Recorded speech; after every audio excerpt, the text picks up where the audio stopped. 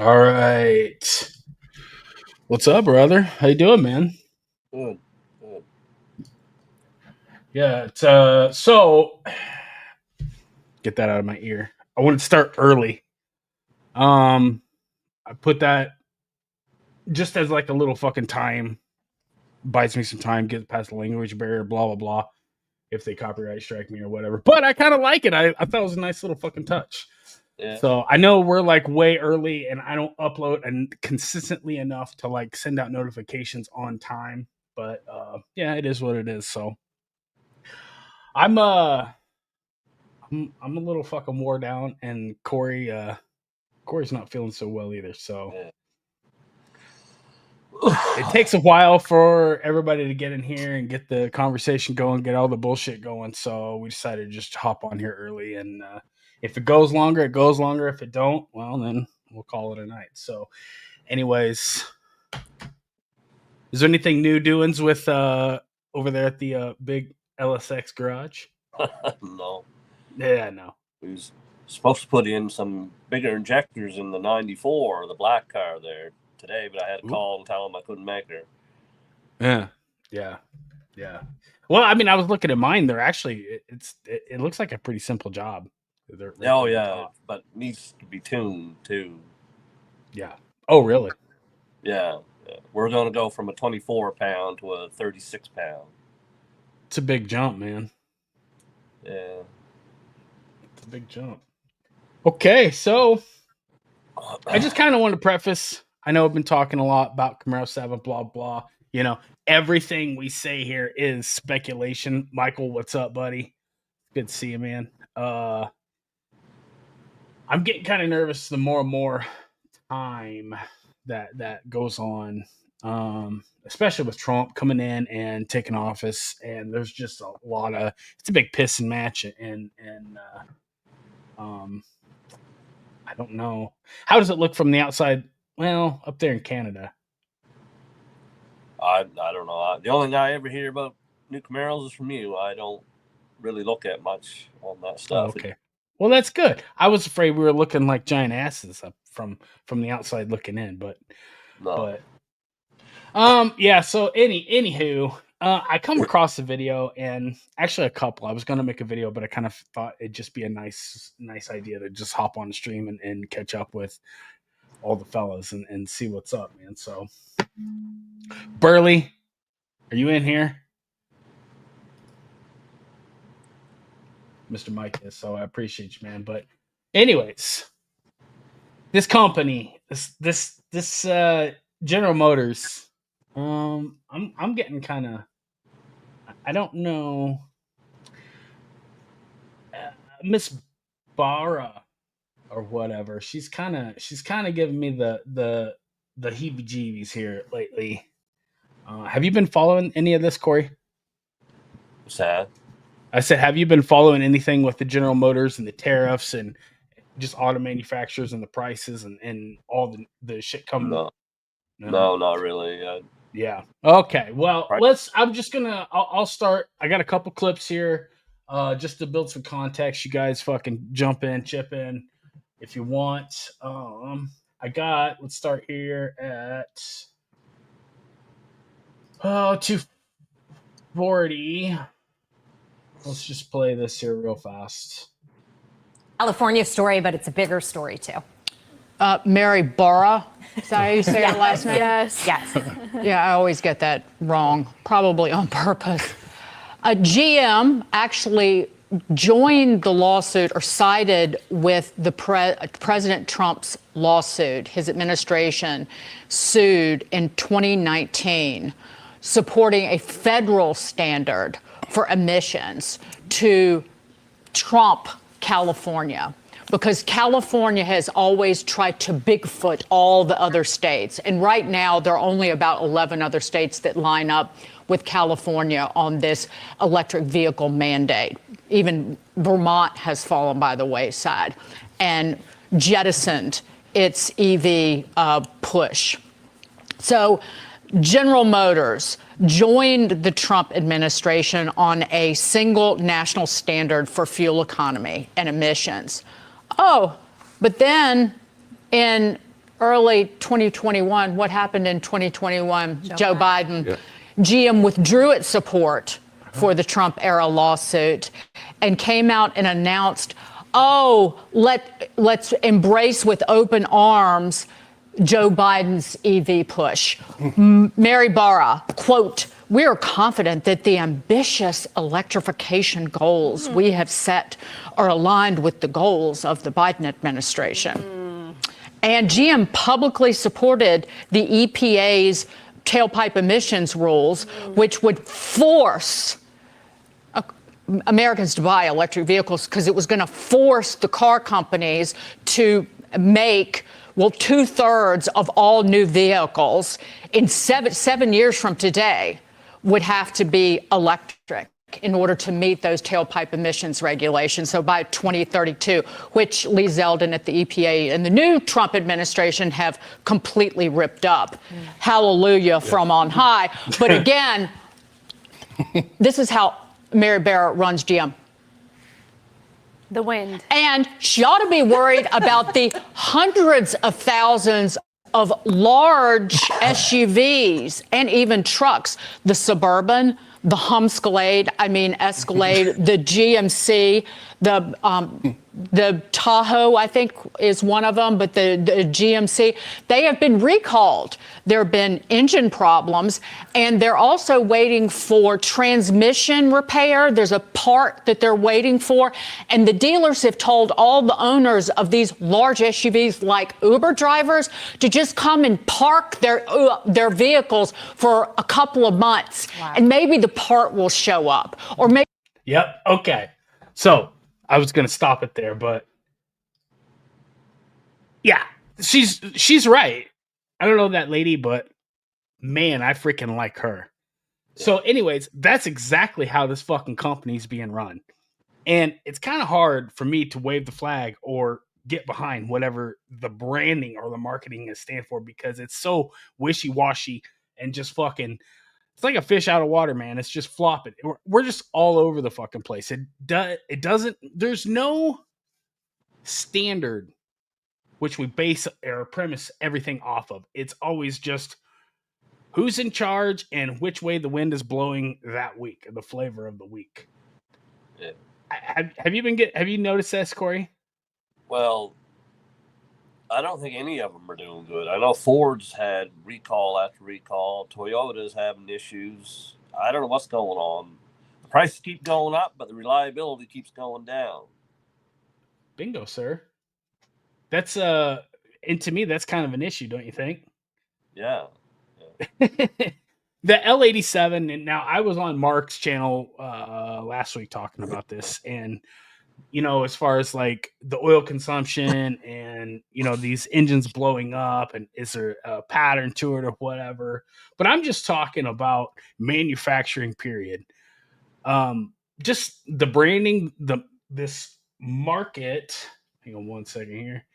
Or the marketing, I'm sorry. And the lack that Camaro, the lack of marketing Camaro got when it was alive. And like I said, I've been kind of compiling all this information, and I noticed, just the way Mary Barra, she answers questions, or she, whichever, it depends on whichever microphone she's got in front of her, or whatever camera she's on. But I've just noticed the inconsistency and the ass kissing, because it seems like when right after the election, it was kicking and screaming and clawing and trying to, put Trump on blast for, not undoing the EV tax credits, I believe it was, and trying to, backpedal and say, or not backpedal, I'm sorry, but try to, just trying to cover up her tracks now. And as soon as the unions are on board, or, whatever party she's aligned with, or whatever, whoever her, I'll just say acquaintances are outside the spotlight, because when the auto manufacturers, I can't remember, what was it, Richard Fain? I can't remember the union president that came on and was agreeing with Trump and thanking him and talking about these tariffs and, you know, the auto manufacturer and pretty much just doing everything we can to pull the industry back here to get all the manufacturing here to create jobs for, you know, our people. And as soon as they got the unions on board, boom, it was just total 180. She just flipped, absolutely, you know, kissing Trump's ass, and it's very inconsistent, and it's very, I should say, it's just giving me a bad feeling whether she's going to be having us, the consumer, our best interest at heart when they go through their decision making. Because it seems like, I don't know if you've noticed or whatever, but I was thinking about it, and I was like, you know, the industry as a whole, you know, when we have all these idiots in charge, you know, because there's a lot of things that are being tested right now as far as like, you know, people entering the workforce, or, you know what I mean? People, how do you want to say it? How do you want to say this? Yeah. So, anyways, it's people being in charge, take charge, or, you know, taking companies in different directions now. And yeah, I'm not, I'm not, I'm not liking, or I'm not thinking that we're gonna be liking what's coming in the future. So, it just seems like the progress has got stagnant. Do you see that as far as like the technological advances and everything? It's just kind of, we like fucking stalled out. Do you think? Yeah. I think we got too much in them. Yeah, I think we've taken a different direction. Yeah. Well, I mean, do you feel like, as a car enthusiast, because it's not like the people on this channel are in the audience or whatever are, oh, I don't want to be condescending when I say this, but they're not like your average car owning people. I don't know what word you would use to categorize that demographic, but, you know, as car enthusiasts, I just, it seems like cars have turned into more of like a video game to me, as far as like, you know what I'm saying? The technological advances have less become mechanical and performance driven, and it's more about safety and convenience and practicality and just yeah, I don't know how to explain that part. Just like what's that? So I know what you're saying, and Yes. they just keep adding a bunch of shit you don't need. Yeah, a bunch of shit that's gonna break, and it's gonna, you know, end up costing you money. Yeah. Yeah. And it's a bunch of shit, just like you said, you don't need, and a lot of us don't even want. No. You know what I mean? Because I watch the echo chamber of YouTube and Rumble and all these different channels, and it seems like they're just, you know, nobody loves to click on a video and watch somebody sit there and complain and bitch about something for 15, 20, 25 minutes, right? I mean, so you're trying to make, you know, chicken salad from chicken shit is essentially what I'm getting, because pretty much, you know, the horsepower wars, this and that, you know, there's only a few, you know, couple manufacturers that, it's been Ford and Dodge, that have kind of been in that little piss and match arena. Chevy really doesn't, they launch something, and that's kind of just, it is what it is until the lifespan of that, or, you know, whatever that platform is, till it dies off. But like I said, I just noticed, you know, and we're paying more and more and more for these fucking cars, and I just feel like we're getting less. You know what I mean? Did you feel that way? And especially after owning my 4th gen now, I've kind of been like, oh shit, you know, really, what you're getting, a lot of it's just, I would call fluff. Yeah, but there's good parts too. I mean, that 6th gen, like what, handled really good, like stiff body, and yeah. An LT1 works pretty damn good. You got to admit that. Oh, for sure, absolutely. I'm not saying everything's gotten bad. I'm just saying, okay, why does a car? Why do I have dual climate zones? You know what Yeah, I mean? like shit like that. I don't understand that. No. Yeah. And I think with SUVs they're having quad climate climate controlled zones. Just more It's stuff. fucking yeah, exactly. It's more stuff to break, and I promise you, when it breaks, it's like a daisy chain effect. Because, like I said, when I pulled that glove box down and I saw all those nodes or modules or whatever they call in the CAN bus system, I was like, "Oh shit, I am not interested." Because I'll be honest, I don't know how much those little modules are, but I'm gonna be, I'm not interested in fixing all that shit. So my thing is like the ambient light. What they call that? Ambient. Yeah, like stuff to me. That stuff there, I don't wouldn't want give it. 2 cents for it. Yeah, I would have. that. I would have bought the LT1 car with no options whatsoever if they'd given me the chance. Like no air conditioning. All I want Yes. is cruise control. I want the 10-speed automatic. Yep. And probably the dual mode exhaust. The rest of it I don't care about. I don't all that safety stuff. I don't care about that stuff either. Yeah, ABS. the I like mechanical. ABS, but Yeah. as far as Well, it telling me who's behind me or coming up beside me, that's what I got eyes for and mirrors. but the thing is when one little fucking thing goes wrong in one system, it's a domino effect. Yeah, it is. And it can cause a lot of problems, and especially when you're trying to diagnose yourself. And Lord knows they don't want you fucking fixing your own stuff. It could be, it's just more hassle than it's worth to me, and I'm not interested in it. And they're not building cars without it. Yeah, you know what I'm saying? Yeah. So that's where I'm kind of regressing, and I'm pulling back, and I'm saying I'm cool, I'm out, I'm done. Fuck this shit. I'm good.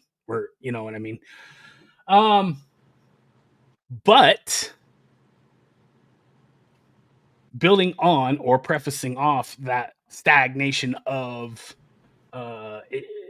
you know, technological advances as far as performance wise, because, just like the Nürburgring, every manufacturer, they have, it seems like eras of time, everybody's using some standard baseline, and that's how we're comparing car to car to car. You know what I mean? As far as Ford, Dodge, whatever.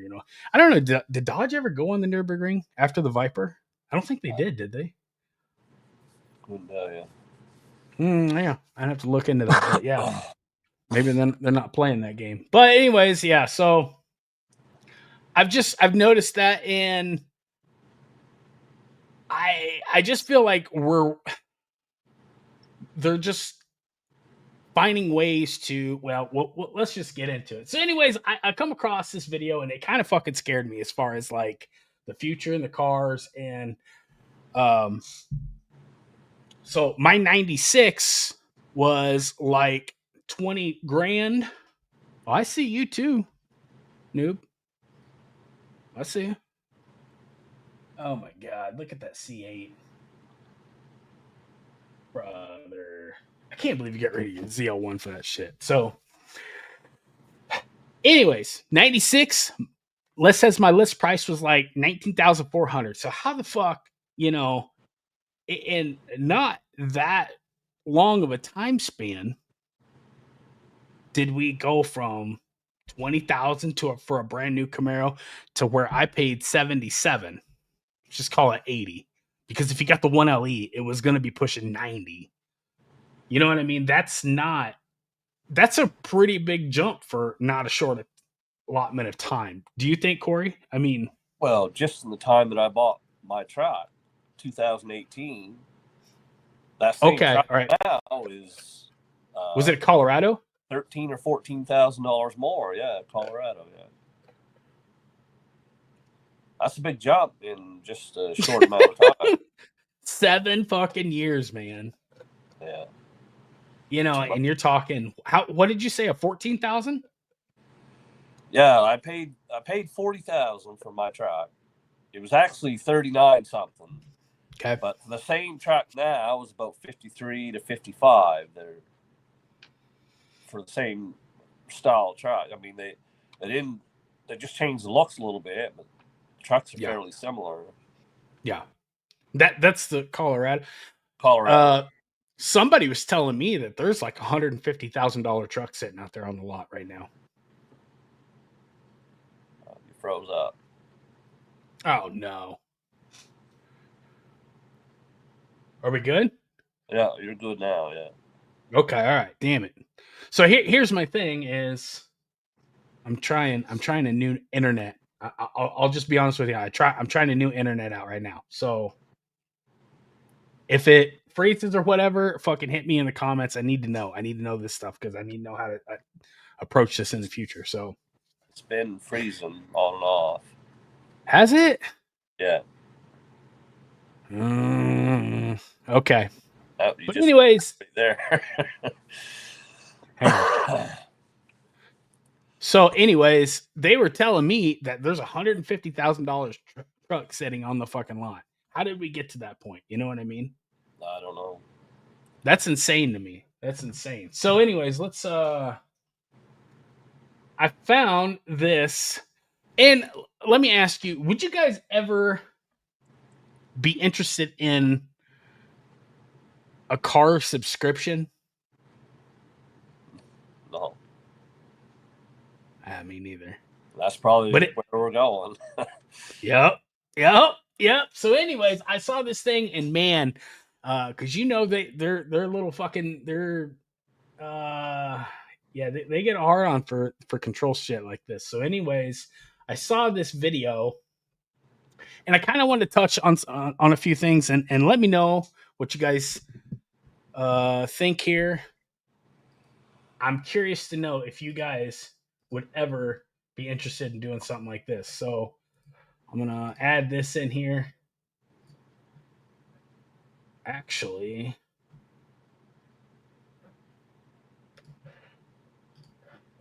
we'll just play it.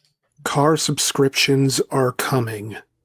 And no, I'm not talking about heated seats being locked behind a paywall. I'm talking about subscriptions to cars themselves. Subscription services that allow you to pay monthly for access to a roster of vehicles of varying makes, models, and trim levels, because car ownership is becoming more and more rare in modern times, and as the average number of people who can afford to buy new decreases, automakers and private companies are looking for newer ways to get you into the latest model. So how do you feel about that? I don't care for it. Would you ever not? Would you ever give up ownership of your vehicle to be like, instead of buying music, you subscribe to it and just have a monthly subscription, and they just give you access to all the music albums out there? Would you ever do that with a car? I don't know. I guess it depends on how cheap it is. I guess I've leased cars before. Like for 10 years, I leased Toyota. I had 3 different Toyotas in 10 years. I just leased them. Yeah. It's kind of like a lease, man. It's kind of like a lease. I'm going to go. I made some notes here. I just got some feedback. Am I glitching out again or whatever? Not good right now. Okay. Give me 1 second here, brother. So let me go to 2. I'm gonna go to 2 minutes, and if I think about it later on, I'll put this in the description here. But let's boom. Cars. Last month, a study was conducted by Extreme Terrain to ascertain just how ready the average American is to dive into the uncharted waters of subscription cars. Their survey of 1,005 Americans found that 46% would consider a car subscription in place of traditional means of getting a car, such as buying or leasing. Another 10% stated they would be interested if insurance and maintenance were included in the subscription price. And some services are doing exactly this, factoring insurance and maintenance into the service to make for attractive packages for consumers at varying price levels, as we'll get to later. But what's interesting is the demographic breakdown here, as the study shows some surprising results related not just to who the most interested parties would be for this kind of service, but what these potential customers would be willing to pay. Quote, women showed slightly more interest than men, 49% versus 45%. Baby boomers were the most open to subscribing to a vehicle, 55%, followed by Gen Z. Actually, I'll just pause it right there. But you're fast, noob. You're fast, dude. And he typed this before I fucking even started that clip. That's exactly what it is. And here's the thing. When you like to know, good to see both of you guys. I try to call out you guys when I see you on in the chat, but he's right. There's fucking Hertz, there's Enterprise, and not exactly good man. Here's the scary part. We're not really technologically advancing, so it seems like we're hitting a plateau or we're on the decline. Like I said a long time ago when I bought my 1SS 1LE OJ, I said I didn't want the Bose stereo's nice. It's good, but like I said, I don't want all the fucking lights and the stupid shit. I wish you could get like a stripper model. You know what I mean? Yeah.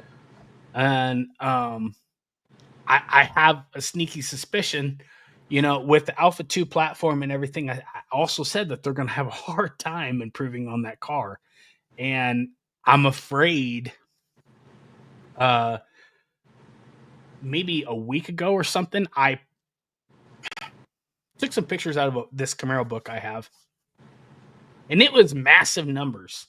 And I said that Gen 2 was the most mass produced. It was the most sold model, period. And I can't remember. I'd have to go back and look. But anyways, it seems like the sales have just been declining. But it seems like the units made or the cars available have been declining because it seems like the prices are going up and up and up. And I had Justin White on a pod or a live stream last year, and he brought up a good point, and he said shit's just so expensive, it's hard to just pay cash for it and move on anymore. You know what I mean? And that's kind of where I jumped on Camaro 4 at the time and at the point I did, because it seems like the market on it is at the bottom. Not really. I mean, because I was paying $500-700 for these things a long time ago. But as far as before you get to a point to where they're restored, now was like a good entry point into that market, and that was me. Yeah. When you like to know says, I do feel maintenance should be included with the price of the warranty with these prices. I'm assuming you're talking about the sale price and not this little fictitious bullshit subscription. I hate the word subscription. It's fucking dirty, I think. But I'm with you, brother. I do think because here's the thing: is it seems like when you buy like the cheap A to B models, and I'm not being condescending. I'm just calling it is what it is, like the Spark and everything, Malibu. The cheap stuff. I think that it should include oil change. I mean, it does with the BMW or Mercedes, I think. Yeah, when I worked in the parts department when I just got out of high school. I worked in the parts department at a Mercedes and BMW, and it was like 60,000 miles or something. It was a good chunk of time, duration of ownership of the vehicle. Some people, it was like the entire time they owned the vehicle. Windshield wipers, transmission flushes, oil changes, tire rotation. I can't remember if alignments were in there or not, but a lot of that shit was already built into the price. It just came with the car. And then once that warranty was up, you know what I mean? That's why everybody exited or traded up or got new cars, because they just, oh, okay. Mike says, I don't know. I haven't checked on this. Volkswagen comes with 30K free service. See what I'm saying? Yeah. Yeah. And we get told 5 quarts of oil consumption throughout the duration of an oil change cycle is normal. That's normal. Normal. Isn't that awesome? So anyways, I made a note. Let me go here to 5:55. I had to make notes because this shit, it's like a 30-minute video and I didn't want to sit through the whole thing, so I kind of just took the best chunks of it. Like I said, if I think of it, I'll leave a link to this video because it's just like it'll blow your shit away. Yeah. Hang on. But back to the question of car subscriptions. Sure, it could be profitable in the short term, but is this actually a plausible long-term business model? Well, beyond this study, there is evidence that the car subscription model could potentially work long-term. You look at a business like Zipcar, which was purchased by Avis in 2013 for $500 million, and you can see how this is possible. With Zipcar, you're basically paying a monthly fee to borrow a car, booking by the day, the hour, or even the minute, it seems. You could even book by a set mileage with options for gas and insurance packages included. The variety of cars on offer suggests that versatility is the draw more than convenience or cost, because you can get a specific car for a specific situation or a specific time of year. Have a Miata in the summer and a 4Runner in the winter, you know? And in the mobile app, Zipcars allows you to book.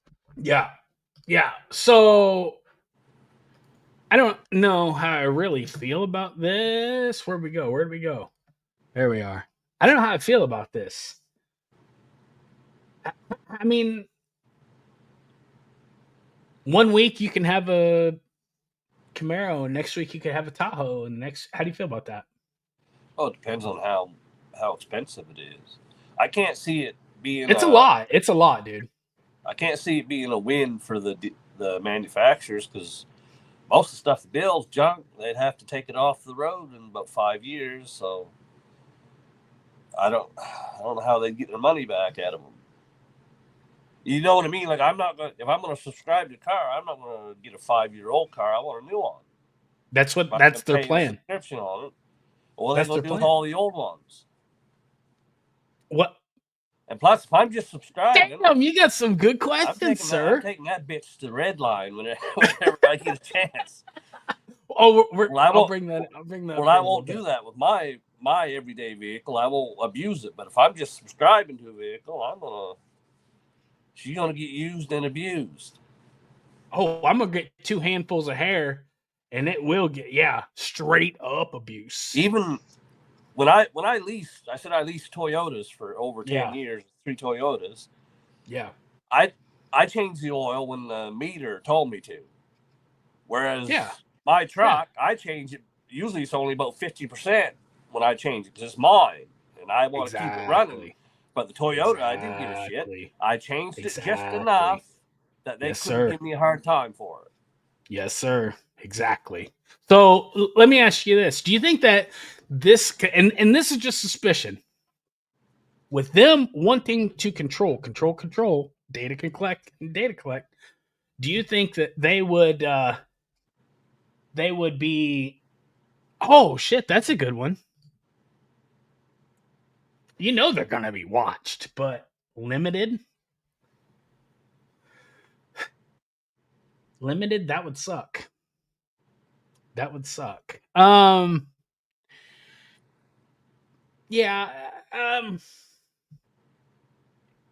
Let me. I want to play this one clip, this one section of it, and then I want to talk for a little bit.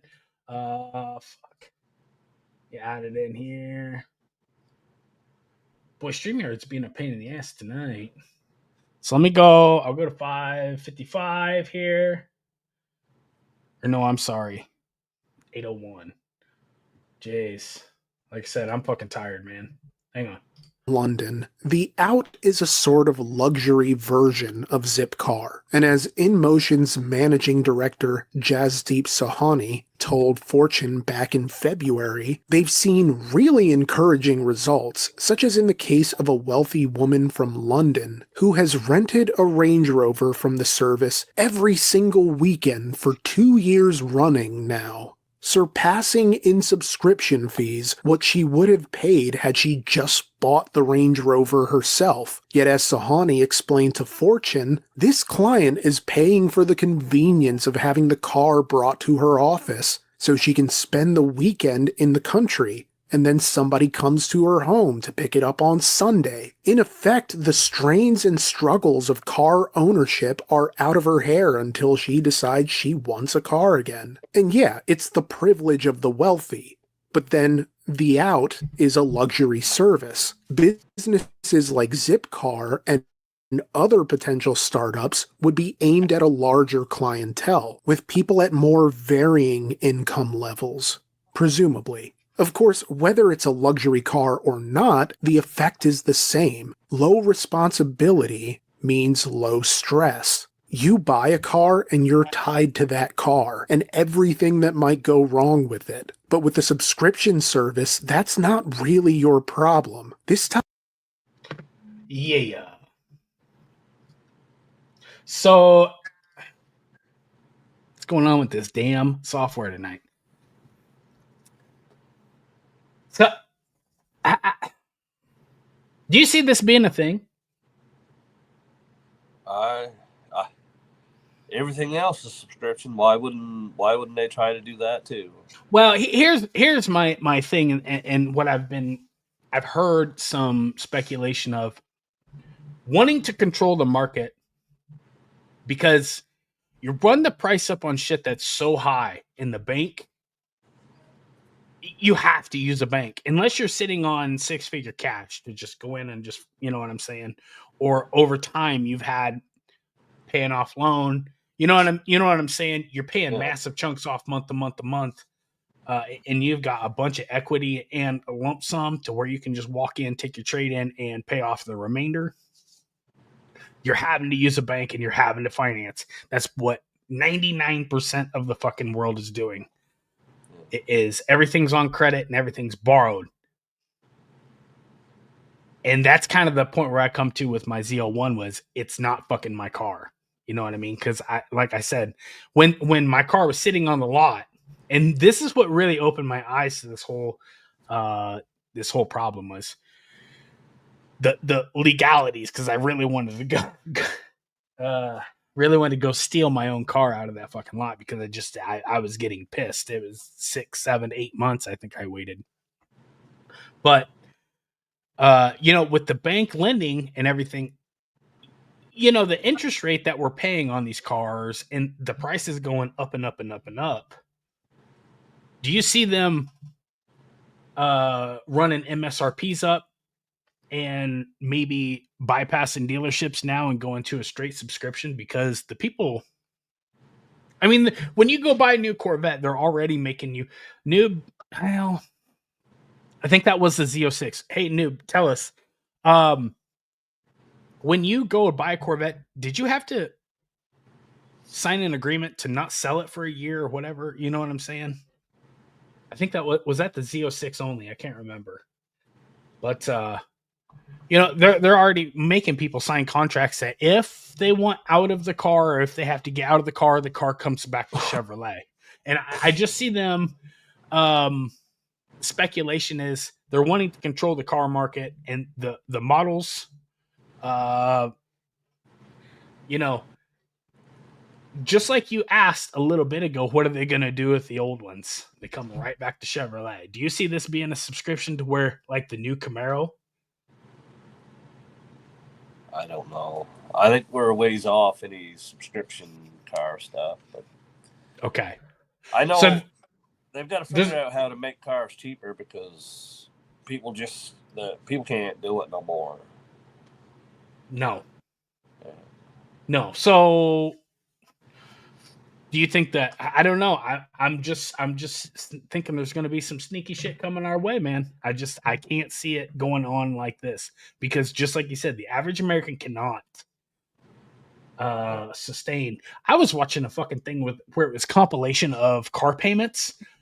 You would be absolutely fucking floored how many people are paying $2,000 a month for a car. I mean, not like a fucking Bentley or a Rolls or anything. Because I still consider Mercedes like a fucking normal car. Well, you think about if you pay $100,000 for a truck, that payment will be pretty damn high. I don't know what it would be, especially with the interest rates as bad as they are. That's what I'm saying. Yes. Yeah. That's what I'm saying. How a person does it. Yeah. So, I mean,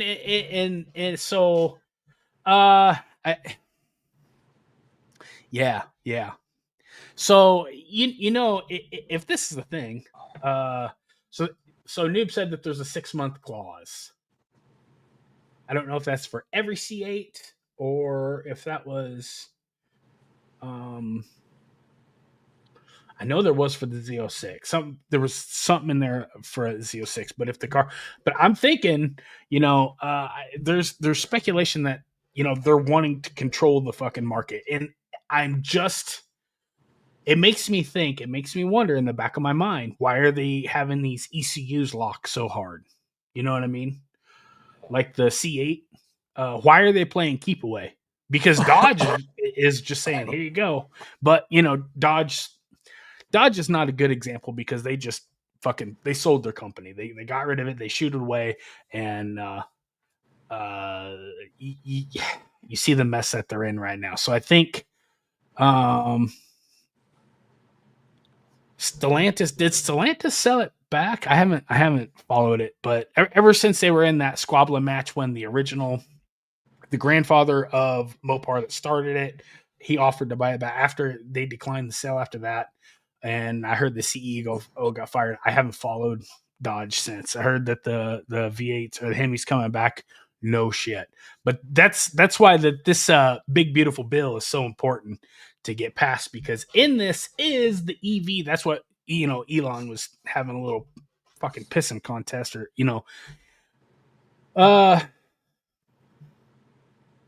what the reason for I think the reasoning is because of over the air updates. Expand on that, bud. What are you talking about? I mean, I understand you're the over the air updates, but what are you talking about with like the everyday models, the performance models? Because here's my thing. If the audio manufacturers try to pull something like this, the modding cars and the car culture is fucking done. Well, that's if they don't want you messing with them. Bingo. But there's always somebody that will figure it out.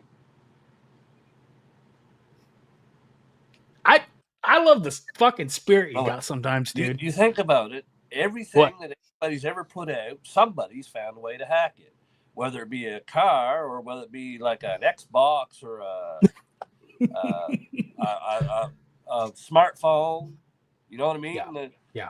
There's always somebody that will figure out how to hack it. And They will. Yeah. They will. There was a lot of companies, or there was a few. I know. What was it? 10 or not 10 or 12. There's a couple companies that went bankrupt trying to hack the just get the back door on the fucking C8. Mike says the security on the ECMs. They don't want people hacking the computers. That's why they say, security is getting tighter. They don't want us to modify them. But I heard they're going to give the keys to Callaway. They were going to give the keys to two shops. That was speculation. That I read that through an article on GM Authority. But with the Global B and everything coming down the pipeline, I'm afraid. Do you think because Camaro 5 was the guinea pig for Global A, the architecture of that platform that which everything was built on? Global B. Now, I did hear on a live stream because I do watch all Justin White's live streams, and he was saying that Global B is good because it only allows one MPVI. I think that's what they call it. I can't remember. I haven't looked at mine for a while. It does only allow one. So to that computer is that one MPVI. That way, and I like that. I support that. Just that one aspect of it, because just like Justin was saying, people can't steal his stuff, and I think that that's important. Because I can only imagine the amount of time and effort and networking with other shops to which he's gotten to the point to know what he knows and learn what he's learned. And for people to just come in and rip it off, that's bullshit. But yeah, the security of the ECM, I mean, I don't see a reasoning as to why they're trying to keep people out of, my thing is why? Why are you trying to play keep away? Why are you trying to keep people out? Because, Well, when you modify them, you change the emissions. Maybe that, I don't know. This might be emissions related. oh yeah. Here's the thing with that big beautiful bill is also let me kill this one. The deregulation. So they're winding back the clock to once it's all finalized and once it's pushed through. We'll have to double check here, but I know that the big beautiful bill is going to be putting the EPA standards at. Is it glitching out? No, not right at the moment. No. Okay, good. So anyway, I didn't know if that's why you were laughing. No, it's not. Trump called it the big beautiful bill. Yeah, buddy. Well, what was the other one he said? Beautiful clean coal, wasn't it? Is that how he said I don't know, but that sounds like something he'd say, dude. But if we can go back to where shit was functional, there's going to be absolutely no reason why we can't have performance cars back to the way it was, to where everybody was happy. Because it seems like I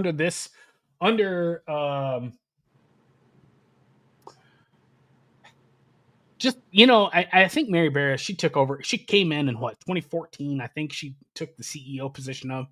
But I mean, we've lost Pontiac. We've lost. I mean, dude, we're down to one performance car two. I'm sorry. That was all before Mary Barra, though. What's that? Pontiac and all them gone. GM's been well, not just GM, all of them been.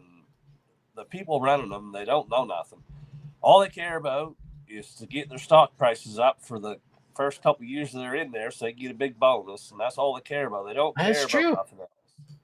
Yeah.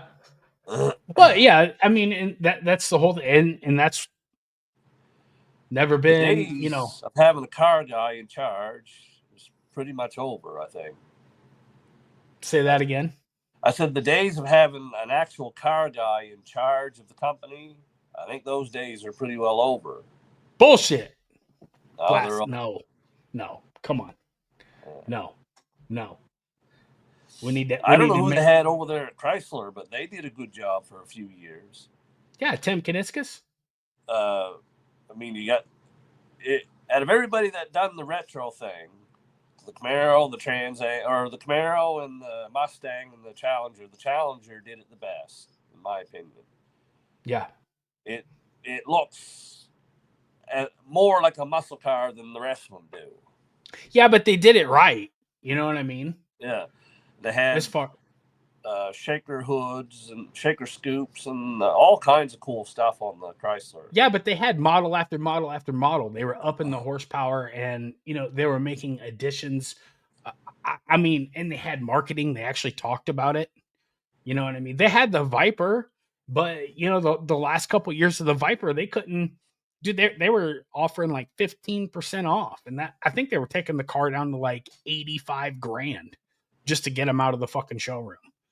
You know what I mean? And now those cars are selling for $250,000 to 400,000, $500,000 or whatever, probably more. But the only thing holding the Challenger back was they're too fat. Too heavy. Yeah.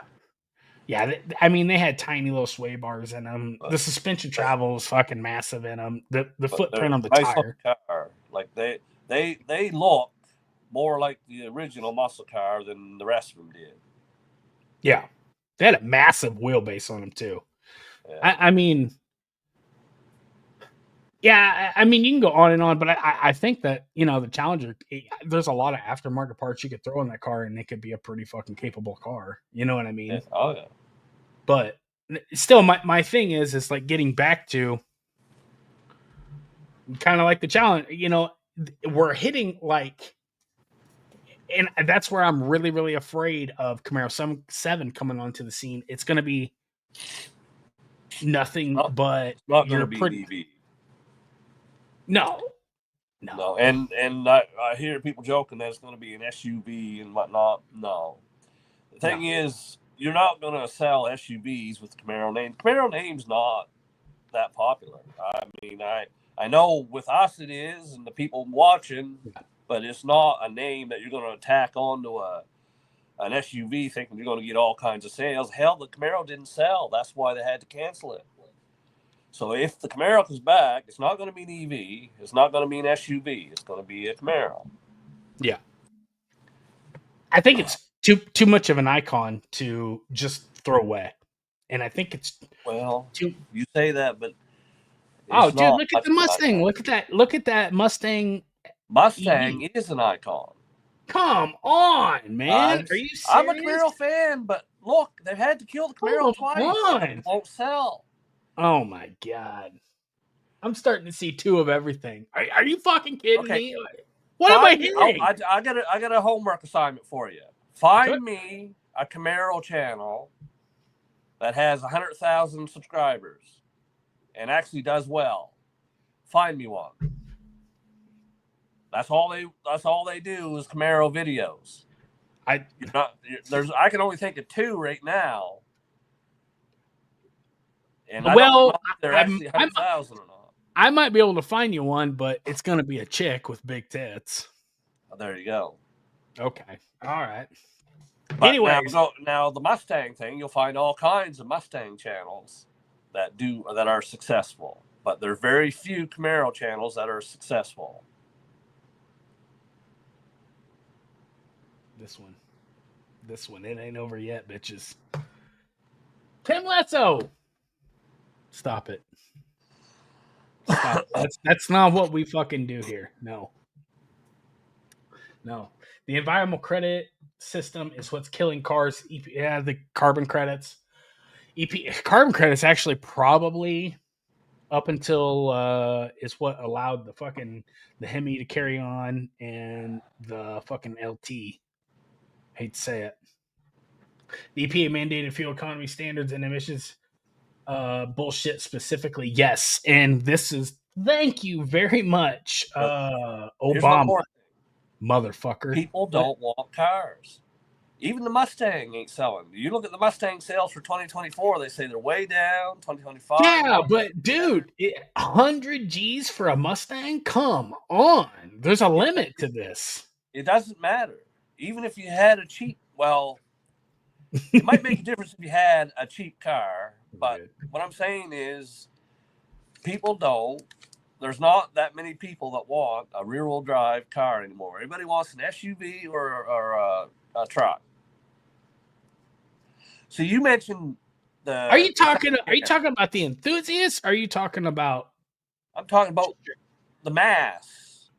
Oh, shit, it's always been that way, man. I mean, we're like 5%, but we're a very important 5%, or 10% of. Yeah, but remember, okay, you put out a thing here the other day about the second gen, how it was the best sales Yeah. of all time.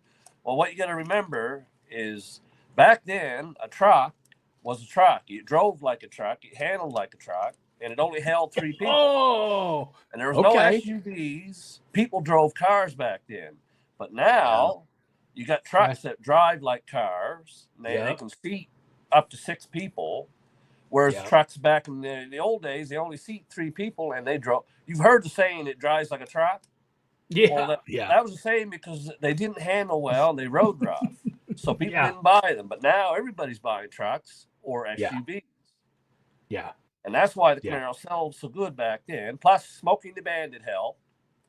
It helped Trans Am sales, which the Chevy guys wanted the Camaro version of the Trans Am. And another thing, you look at a late 70s Z28 and then put it beside any other 70s car. Okay. You look pretty damn sharp compared to what else was out there.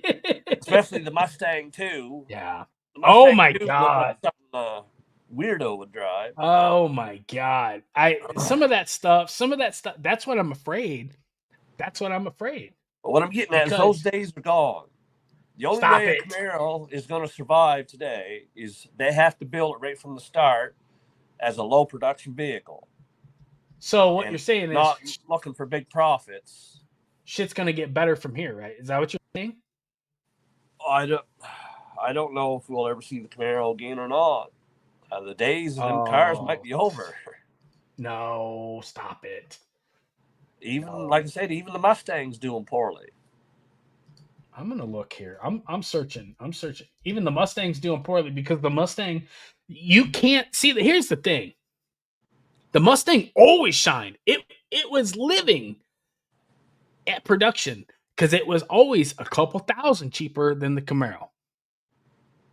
You know what I'm saying? It didn't. You know what I mean? It was a V8 stick pony car. Yeah, but technically, you're thinking about the Dark Horse, but you don't have to buy a Dark Horse. The GTs are still within the same realm they were. What are you talking about? Well, you said the $100,000 Mustang, but that's the Dark Horse. But the regular GT you can buy cheaper. I was actually on the Ford website. I was itching because I could actually buy one now, eh? So I was doing I was checking out the Ford Mustang, and I was pricing it. It's not priced that bad, but the damn thing's so ugly. My God, that's got to be the ugliest Mustang they ever made. Have you ever actually you ever actually looked at that thing, the new one? Yes. God, that's awful looking outfit. Yes. Like in you're talking about. It looks like they took 3 cars and just jumbled them all together, trying to get one car. God, it was an awful looking outfit. Yeah. Yeah. I wouldn't buy one of them, even if I had a ton But of the money. thing is that's, and you know what? Let's I'm gonna get into this. I want to keep going on this video. But hang on, blah blah blah. Hey, so I'm gonna keep going on that preface, okay? So I'm gonna add this in, and I want to. So GM Authority came. Boom. They want to make a more nimble, smaller car like the Toyota. They're thinking about bringing the Camaro back as like the Toyota GR86 or the Nissan Z. I hope not. I mean, do you think it would sell like that? You brought up the Mustang too. So in what was it, the early 80s, they had the Chevy Nova that was a 4-cylinder. Remember that little damn thing? Yeah. I mean, do you think that they're going to be coming back through with that little fucking worldwide tour? I don't know. Do you think that would sell? As a Camaro enthusiast, do you think that would sell? Would that go over good among the masses? I don't think Camaro people would like it too well.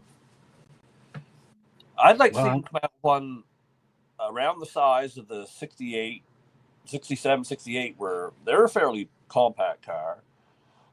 yeah, it was it's a lot. It's a lot smaller than what you think. Like even the I mean, 69's bigger than the 68, the 67, 68. you were They were saying that. pretty compact. Now a size like that wouldn't be too bad, but price you gotta give us something that's cheap. I'm more of a value person. Yeah. But give us a cheap version. Yeah. But for the guys that got the extra money, they can buy the SS and build an RS. Don't build no V6, no 4-cylinder cars. Bingo. Yeah. Bingo. Have an RS, a Z28, and an SS, and then a ZL1. Yep. You know, depending on your financial situation, depends on where you go. Well, I mean, it's just like an RS that ain't got nothing. They got roll-up windows and no air conditioning and not.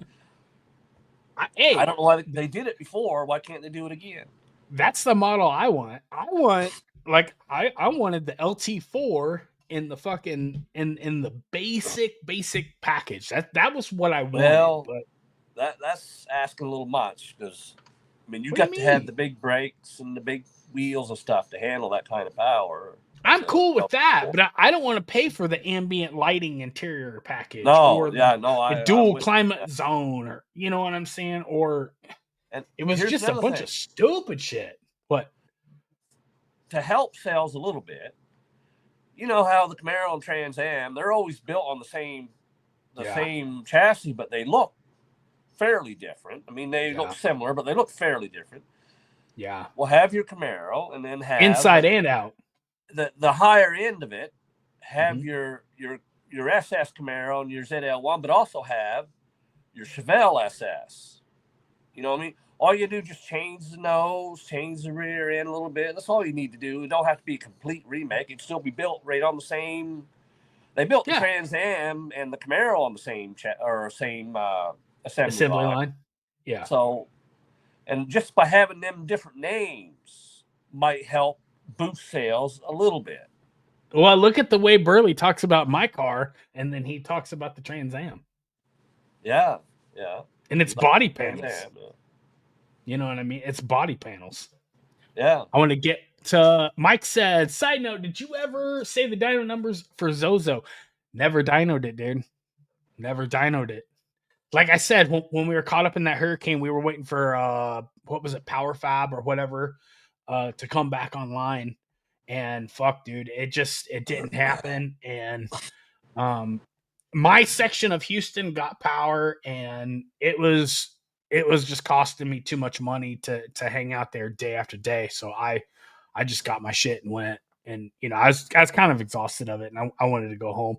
I never came back and put it on the roller dyno, but dude, it was fucking making some steam. It was in not just my opinion, every bit of 840 to 850 wheel. So it could have been making more. What are you over there smiling for? You think I'm lying? No, I don't think you're lying. I'm just thinking there's too much. No, that was 500 to 600 is all you need for the street. My thing is the cops don't fucking leave you alone. And especially me uploading videos on YouTube and shit, the Iowa State Patrol will not fucking leave me alone every weekend, dude. It got to a point where I was like, fine, fuck it, bye. You know what I mean? So I started over. I haven't really advertised this one, and you know, that was $2,000 a month off my back. I'm cool now. And Noob's right, dude.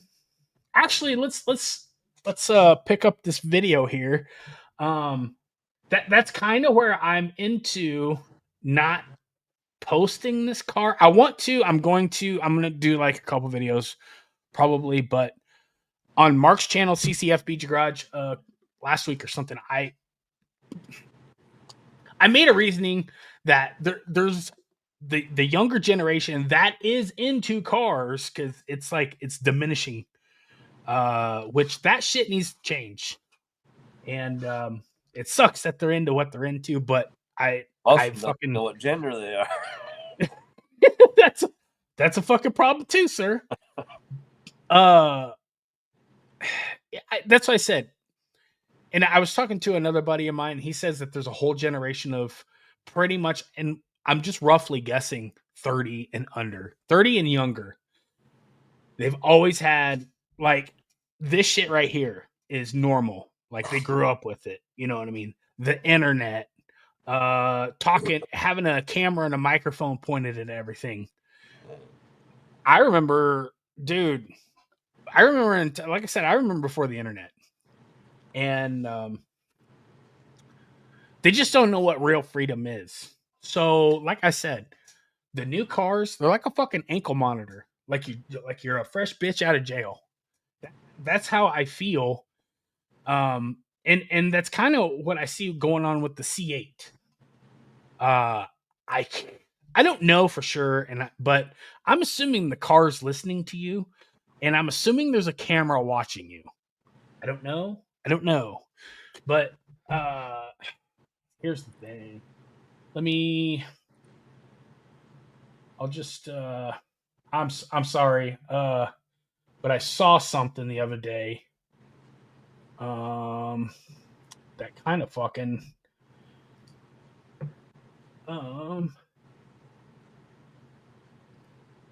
okay, we're still sharing that. So, anyways, GM filed for a patent. I don't know if anybody saw this. Their little patents fly under the fucking radar, and it fucking bugs me because this is the shit here. I'll try to make it big because StreamYard sucks on the resolution, so every little bit fucking helps.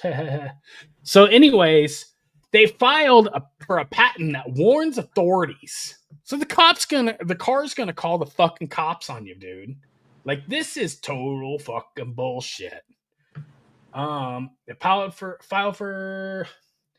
filed for a patent application, information warning and current conditions, other data, including potential criminal activity.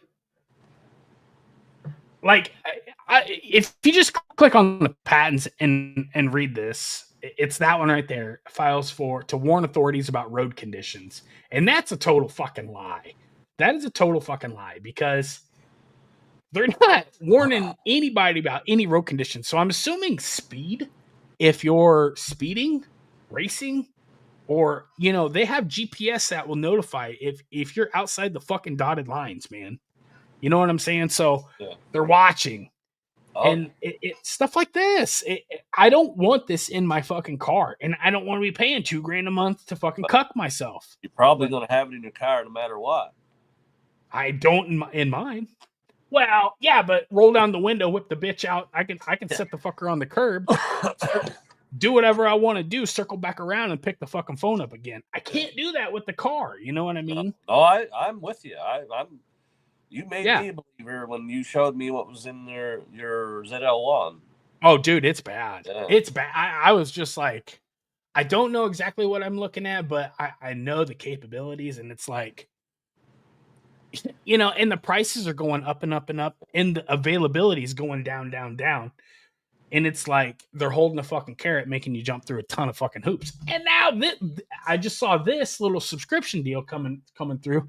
But Noob's right. The new generation, it seems like they're worried about fucking infotainment, tablets or whatever. It's just like this Camaro. I love it because now I got hydraulic power steering. And now I can pick a fucking radio that I want. I mean, just like you. You know what I mean? No, I get you. Yeah. You're the rich one between us now. God, you got the newer car with lower miles. Oh, man. Look at you, buddy. Yeah, but you got the blank canvas. You know how to do body work and paint work. Yeah. I wish I did. It's happening. That's why I bought what I did. And I'll justify it all in the fucking video. Because I think this one's going to be sick. My problem is, one, I'm making less money now. And two, I got the gun monkey on my back. I learned how to reload ammunition, and it's a fucking problem now. If I'm not buying primers or brass or gunpowder or projectiles, it's always fucking something. I just can't stop ordering that. Well, the thing is with your new car, just don't be in a hurry. Just No, do a little at a No. time. That's all I do. I just do a little bit at a time. yeah, We'll get Yeah. everywhere I want No, one day. hell yeah, yeah. That 1500 wheel will happen. Well, I don't care about that. I'm happy I'm with. just fucking with you. Well, 450 though. Jeff Noob says I have a 22 GT, and that Coyote is badass. And it all circles back to, like Corey was saying, in the 70s, a truck drove like a truck. Go ahead. No, I just let him know I'm not putting down the Mustang. Yeah, he is. Yeah, he is. No. I'm putting down the new one. I like the one just before this new one. I like the 550. Yeah, but it's this new Yeah. Dark Horse one. Man, that's the ugliest car I think I've ever seen. And they're I don't know they're, what they were thinking when they built it. and somebody was telling me that the dealerships are still charging a fucking markup to order a brand new one.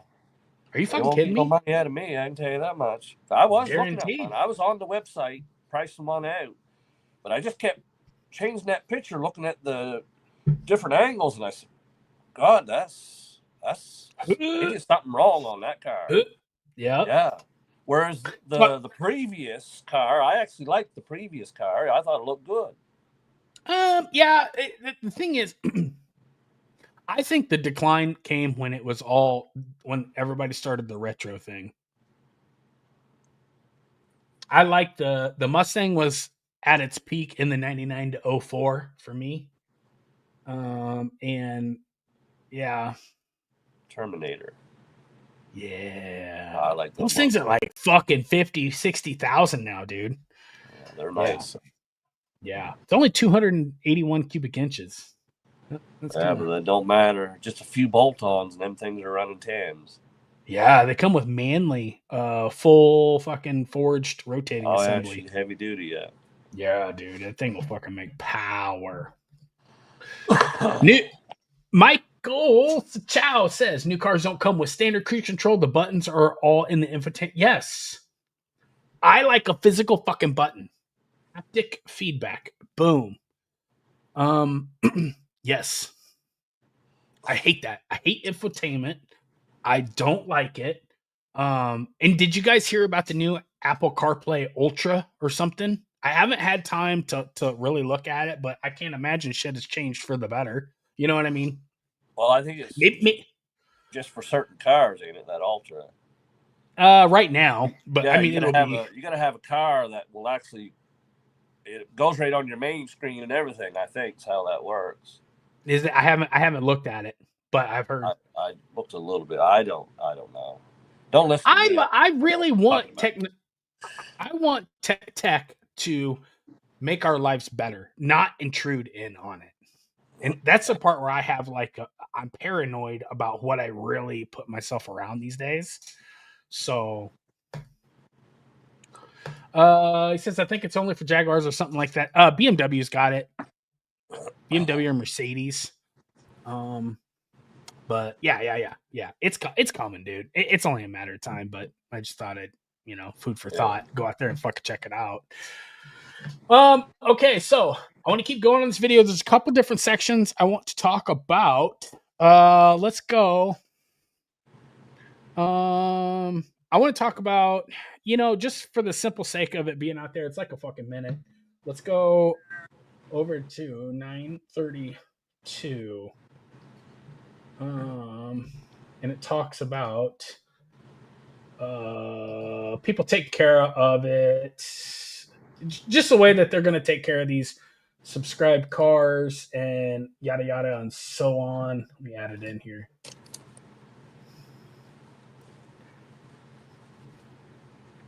Boom.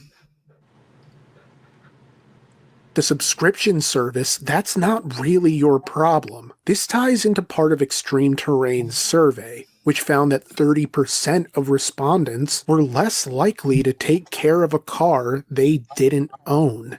And I think that sort of goes to human nature, right? If you borrow a friend's or a family member's car, you're not going to mess it up because you don't want to upset them. And at a basic person-to-person level, you understand what it means to respect another person's things, particularly when that person is someone you care about. But a subscription service eliminates that imperative so that unless you're just naturally the type of person who tries to leave things better than you found them, you're probably not going to go out of your way to avoid curb rashing the wheels or not eating things that crumb while you're inside a car with thick folds between each portion of the seat. Maybe you get an iced coffee and let it go topless because you don't care if it spills at this point since you're getting a different car next weekend anyway. And you know that's Or Corey's gonna just,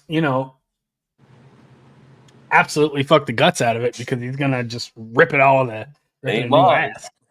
That's what I'm saying. That's Yeah, what I'm saying. I don't see how What? that could work out, but they'd have to put an John, awful lot of clauses in it. You know what what's I mean? that? In a subscription model type of thing, they'd have to put a lot of clauses in it because Oh I ain't man, going after it. I'm sure the paperwork is fucking. Yeah. The PDF, you'll about wear half your battery out thumbing through it if you really read the fine print. But I'll bet you. Gotta love Cali. Expected gas price $8.43 by the end of 2026. Get the fuck out now. That's gonna be my. That's gonna be, dude. I didn't know they're paying 14% sales tax and stuff. I didn't know that. Just like you guys are. I didn't know you guys were getting. I didn't know you guys were getting railed that hard, man. We're paying 7 here, and that's just. It takes the sail out of my winds, or it takes the wind out of my sails. What the fuck? When I hear stories about that, but the thing is like Cali, it's I hear all the canyons and stuff. It's like premium driving territory. It's up there with the best. It's not the best, but it's up there with the best. But they just make it so fucking impossible. Go ahead. I watched a good video here recently about Canada. They said Canada has California prices with Mississippi wages. I thought apparently Mississippi wages. Yeah, Mississippi's in the bottom 10% of the country for us. Well, that's how he explained Canada. Bro, I watched your video. You said tariffs on the fucking wheels were like $1,600. No. There was no tariff. Turned out. Yeah, through Summit, but I mean, otherwise it would have been. Well, no, yeah, like the wheels through Summit are a lot cheaper than everywhere else. But what I'm saying, the turned out there was no tariff, but because they charged me $125 extra. I think they thought there was, and then they refunded that money. So yeah, that's good. Yeah, but I still hear people down here bitch for free shipping, and if it takes more than 3 days, they're fucking crying, dude. Yeah, I tell you, she's expensive to do a car up here. Yeah. I think I saw a article that says GM is pulling out of China. But I'm gonna tell you what. The thing is with Mary, it's either change your fucking attitude and quit the wishy-washy shit or get the fuck out. Step aside. Because I'm telling you, people think that I'm super hard on her, and I'm telling you, this is the shit that's holding us back. That's, you know what I'm saying? That position pays $30 million a year. Yeah. Just to go with the flow and go along to get along. It's not working. It's not going to work. You know what I mean? Dodge is in trouble. They're rebounding. They're coming back. Hopefully they get their act together. Ford actually is fucking doing amazing, dude. I mean, I'm gonna be honest with you. I just watched a news article after. I'll see if I can't pull it up here. I do have it up. Hang on. I'll just. I'm gonna play this here real quick. Just this little, and then after that, I'm gonna talk about it. Boom. No. Hang on. Hang on. Welcome back. President Trump cutting automakers a bit of a break on some tariff. So let's go. Regarding auto parts, There it is. Jim. And I'm wondering, something's got to give, right? With the pressure on auto parts, do you expect that perhaps you'll focus less on things like EVs? Well, look, auto parts are really critical. 80% of the value of a vehicle, the parts that go into it, and they come from all over. But there are a lot of parts, fasteners, washers, nuts, wiring looms, carpet, stuff like that we have to keep the vehicle affordable for Americans. That's the balancing act. But we make, 75, 80% of the parts for our vehicles, and 80% made here are U.S. parts. But that 15% is critical to make the vehicles affordable. And that's the discussion we're having with the administration. Now, a lot of our competitors, they import millions and millions of vehicles in the U.S. That's not our case. So the parts are really the key policy decision. We got emissions to go through and tax policy next. So what are the options here, Jim? And Okay, I'm just gonna stop it right there. I'm gonna tell you, I got massive respect for Ford after watching that, because that really enlightened me, and it shined a lot of light on I didn't know they were by far and away they were the most American-made auto manufacturer on for sale on the market. Yeah. I don't care about a tiny little fucking screw or a washer or fasteners or whatever. I don't know, man. I don't know. I'm thinking maybe the next car I buy might be a Ford. I don't know. I mean, it's just like I told you with Summit Racing. I support companies that support their customers. You know what I'm saying? Yeah. I mean, it's They just kind of what's that? ain't doing so great at Ford either, though, when it comes to recalls and stuff. They've had a lot of issues with motors and shit. Yeah, but I mean, they just like you said, just like you started this whole fucking stream off. They all are.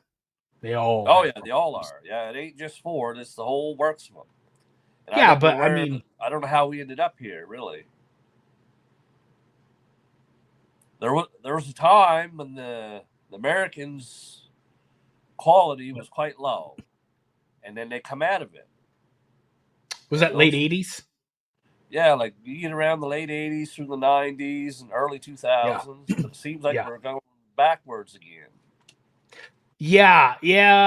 That's. It seems like because it's just like they said in that Fox, GM owes us $11 billion for the bailout that they took. Ford's never been bailed out. Ford, you know what I'm saying? It's kind of like it kind of makes me hard not to fucking hop the fence. They man. ruined the But- Mustang. What's that? I said they ruined the Mustang. I know, but it's dude. I can't just follow this fucking boat all the way down to the bottom of the ocean. You know what I mean? There's got to be a point where either like shit Hey, turns you around. got a fourth gen now. You're all set. You don't have to worry about what they built. I do like that aspect, because everything I do, everything I buy, Chevrolet does not carry. So it's either new old stock that somebody else is going to make the money off of, or it's going to support local, or it's going to support the aftermarket. So I'm cool. I'm cool with the fourth gen now, but I'm truly scared for Camaro 7. I want to keep going on this subscription. There's a couple more tabs I just wanted to fucking let's go to marketing, who they're going to target here.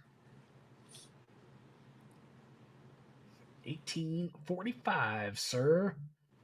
Let me jumping ahead. Like I said, I'll try to leave a link for this video. Well, the goal here is to keep you in a car, any car, for as long as possible. But why would this make sense for companies? Particularly since the margins on this kind of business have got to be crazy. Well, the pros are a lot more obvious, but they're also a lot more insidious in some ways. For automakers, a subscription model for cars would monetize consumers at a recurring basis, so that rather than having a consumer buy one car and just hope that they become a lifetime customer, you can simply charge them over and over again for this one car. The woman in London who paid well over the cost of a Range Rover just to rent one from the subscription service, that's the proof of concept for just about any automaker salivating at the thought of wringing an extra dollar out of consumers who don't want to have to think about the logistics of owning a car. If automakers can help make subscription cars the new Netflix, that's the dream for these guys. Recurring revenue, an unending stream of green. And if an automaker has their own subscription service with its own proprietary app, that sort of approach develops brand loyalty because it'll be easier to swap cars in and out while remaining under the same brand umbrella. Because if they choose Zip cars, a Honda isn't the only type of car you'll be able to get there. But if Honda creates their own competing service, they make certain that the consumer is only driving Honda cars. And Oh, it's kind of the part where I'm nervous for I'm nervous for us, man. Because if from beginning to end, if you start a subscription to the car, I mean, do you guys think that this is plausible? Do you think it's possible? I'm sure somebody's working on it.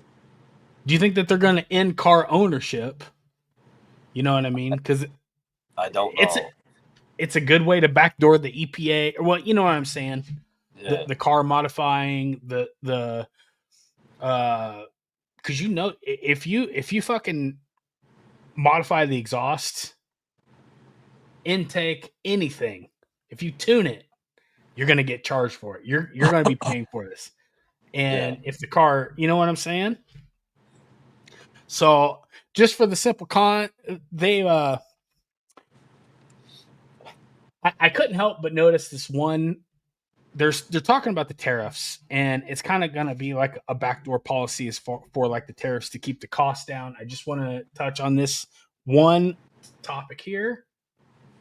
And 21, and then we'll fucking open up the floor to whatever you guys want to fucking talk about, and then we'll wrap it up.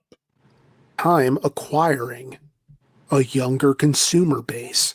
Younger drivers don't care about actually owning their car. They just want access to the car they want. And for even younger drivers, them in the door. Parents might be more likely to get, air quotes, their son or daughter a car if they know it's low mileage, up to date, with all the latest safety features, get you that whole nanny state workup and maybe tracking installed or something along those lines, get Life 360 in there. And it's more appealing to the parent because they know if the kid totals the car, they aren't going to be on the hook for it, depending on the terms of the subscription contract, I guess. Although this obviously undermines the idea of these cars being safer for young drivers, since a kid might be more likely to drive recklessly if it's a car their parent has no real financial stake in. But that's just a guess on my part, of sorts. Another positive for the automakers is offsetting potential losses due to the tariffs that I talked about at length just last month.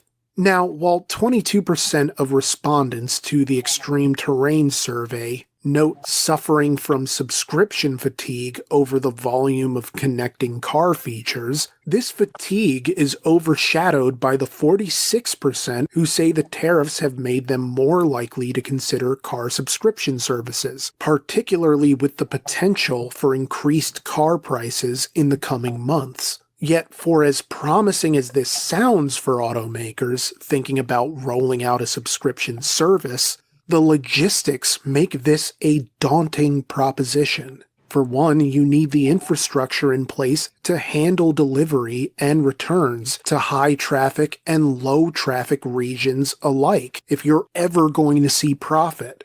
because making a car subscription attractive to the average consumer will require operational costs so high you'll find them up there next to Vanguard 1. And people... Man, I hope that's the case. I hope that's the case. Let me get it in here. Man, this thing's being fucking buggy tonight. I'm sorry. So here's my thing is, how possible is this? And all the things that kind of like play like puzzle pieces that are clicking together, I can't help but feel like the chip shortage, which was a fucking thing for like years, you know what I'm saying? Mm-hmm. I can't help but feel like this manufactured problems. I don't know. This is all speculation, but I'm just saying.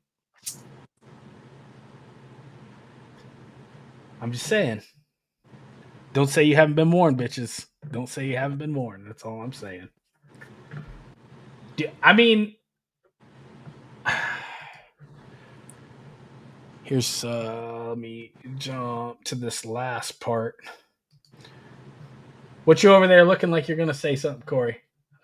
You got something? You got something? I can see the gears turning. Well, I don't know how they could make this work. What's that? I don't know how they could make the subscription thing work, really. Oh, that's a good thing you said that. Hang on one second here, buddy. That's a good thing you just said that. This will be the final point. We'll wrap this fucking video up.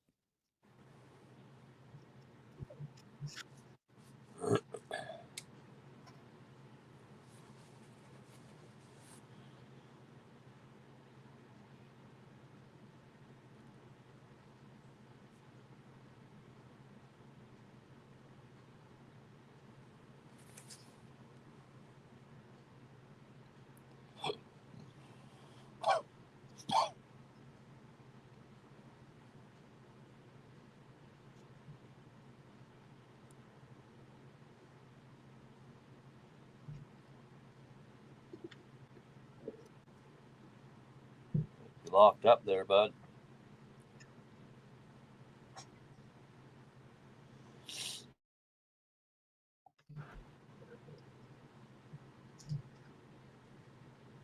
Oh, so GM's already got it in play. Your video didn't play. What? Yeah, all I seen was. Hang on. Okay. All right. Did it not roll out? All right. No. Well, that kind of sucked. That kind of fucking ruined it, didn't it? Well, it's just the way the cookie crumbles sometimes. Hang on. I'm gonna replay it here.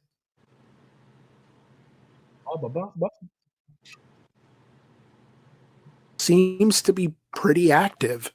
Porsche Drive is available in Arizona, California, Georgia, Illinois, Kentucky, New Jersey, Ohio, Pennsylvania, Tennessee, and Texas.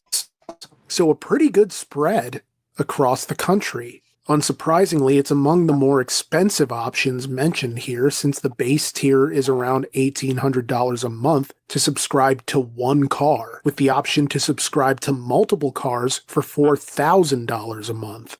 It's steep, but it's outlasted most of the options listed above, along with others like Book by Cadillac and Maven by General Motors. All of this makes more. There you go. There you go, sir. Yeah. Those kind of prices that won't be. Well, I mean, $4,000 a month. But it like I said, it starts expensive, and then the more they get shit figured out, the cheaper it becomes. Every fucking business venture is just like that. Look at space travel. Now they're going to be getting it fucking more and more accessible for everybody. That's a fucking problem. That's a fucking problem, man. Did you see all those states that they've already got it? And I mean, people are paying this. Rich people. Well, yeah. Shit. But I just started the stream. I don't know how you're going to make it mainstream, because if my car gets stolen, I don't give a shit. I see somebody breaking into it, I was gonna stand there and watch them. I don't care. I but got tired of that car anyway. I'll get a new one. but that's what I'm saying with auto manufacturers.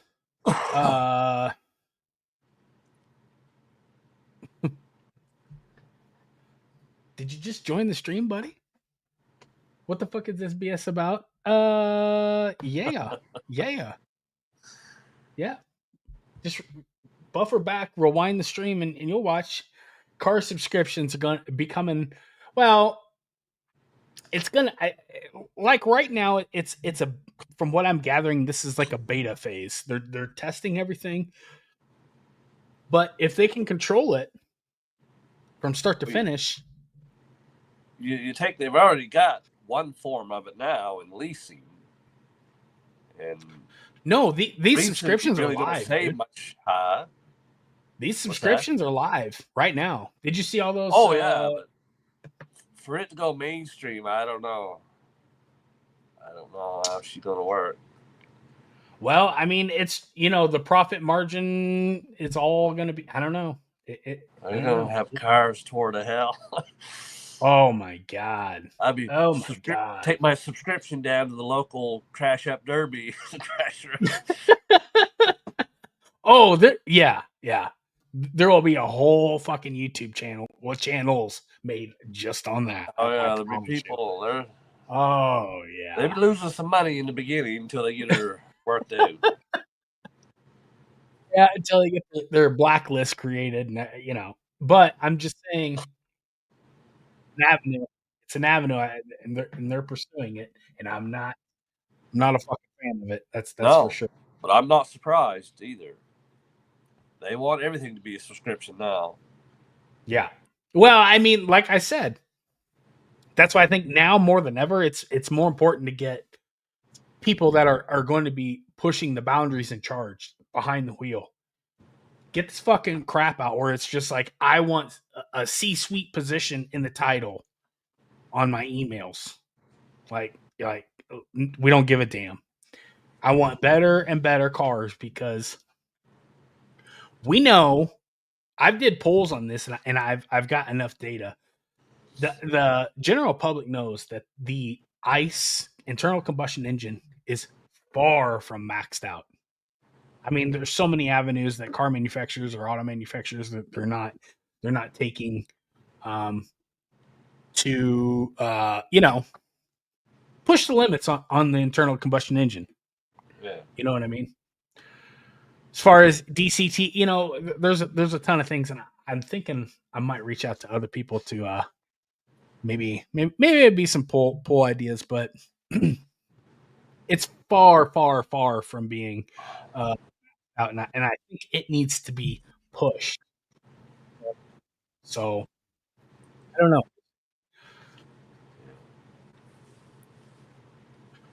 Thoughts, opinions? What? Question for you. Yeah, yes, Do sir. you think we'll see a 7th gen Camaro? I know we will. You think you know we will? Yep. How soon? I think that we'll be seeing. Well, I read an article,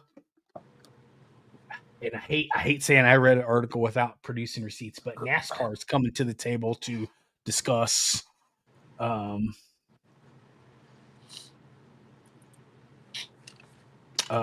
NASCAR is going to discuss the body or the looks of the Camaro that's going to be in layers or levels of racing that they've got. So I think within 12 months, I mean, there's going to be with the big beautiful bill being passed or whatever going through. I think that it is going to be. There's going to be no red tape. There's going to be no glass ceiling. There's going to be nothing holding people back. So there's going to be absolutely no excuses. Environmentally wise, financially wise, there's going to be no excuses not to have. Other than it's just the company's making a fucking conscious decision to not produce. But I think General Motors is being dragged through the mud so hard right now with the decisions that they have made as far as pushing the EV crap and whatever that taxi service or whatever. After it hit that lady, it's been hush hush. I haven't heard a damn thing about. I think they suspended the R&D on that. 6.6 liter Camaro. Oh, Nice. I don't know why that they didn't have that ZZ632 going to production, or have it as like a final edition Camaro. I don't know. Do you think that that's viable, Corey? I think it is. What's that? That 632 cubic inch engine that they had in the performance line. No. When they put the cope. Oh, come on. Not in the regular production car. No. Why not? But a 6.6 liter, that would have been a good idea for them to do. Just take the bumper up. 6.6. Yeah, they got the L8T. The L8T 416 cubic inch, I think 418, something like that. And it bumps it up to a 6.6. But like I said, I think that we're really close to hearing something about the 6th generation V8 coming out. I think that's going to be, we're going to hear about the V8 before we hear about the car. Probably So, be I don't know. Multi-cam, isn't it? What? Probably be multi-cam motor, you think, or push rod?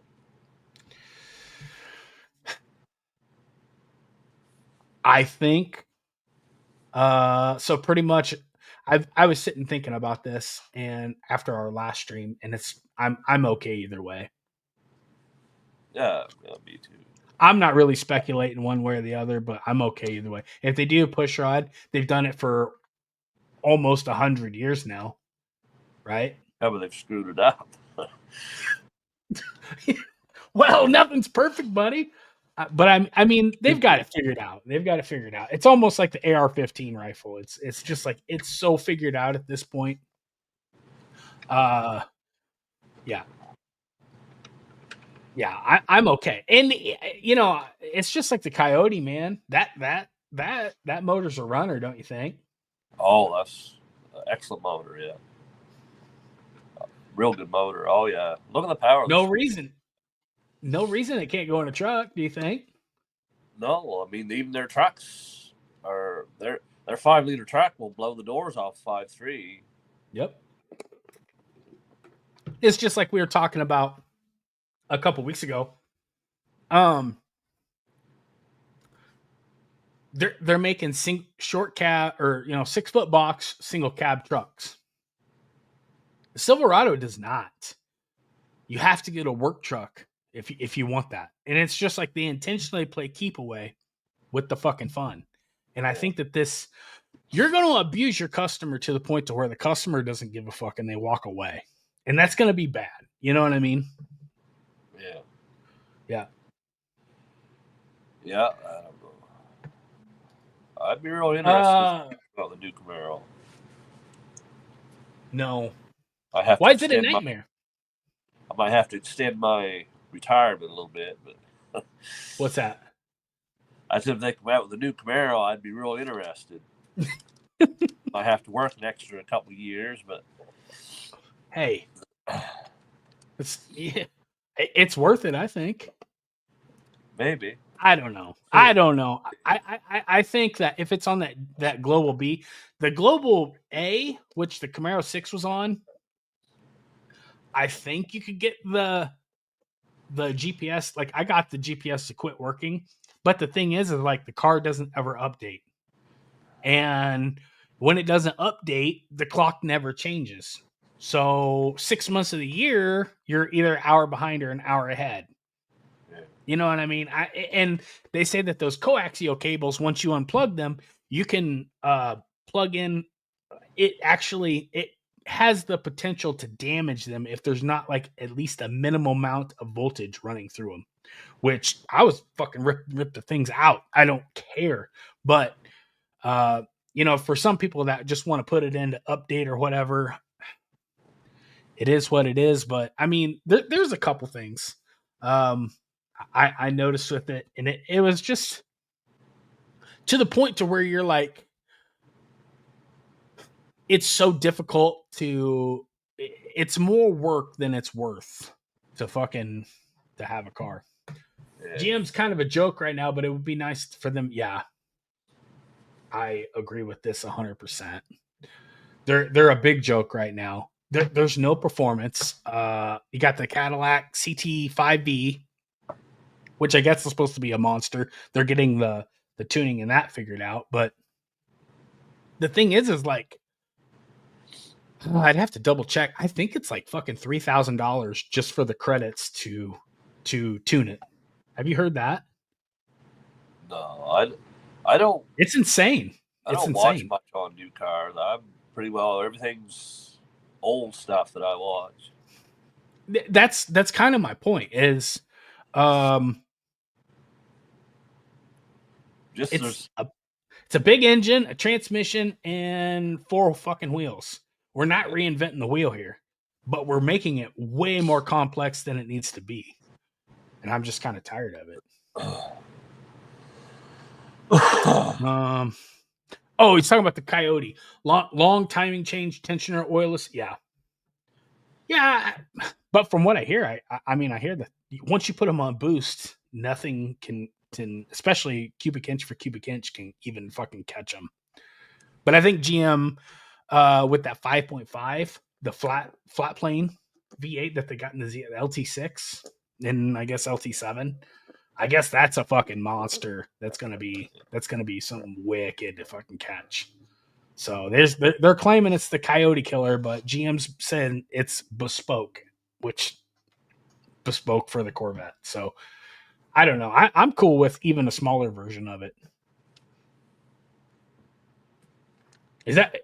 I mean, how long have you been a GM enthusiast, Corey?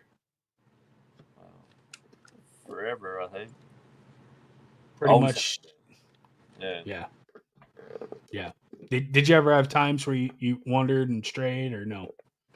Well, I drove Toyotas a lot. I drove a lot of Toyotas. I bought 3 new ones. Mm-hmm.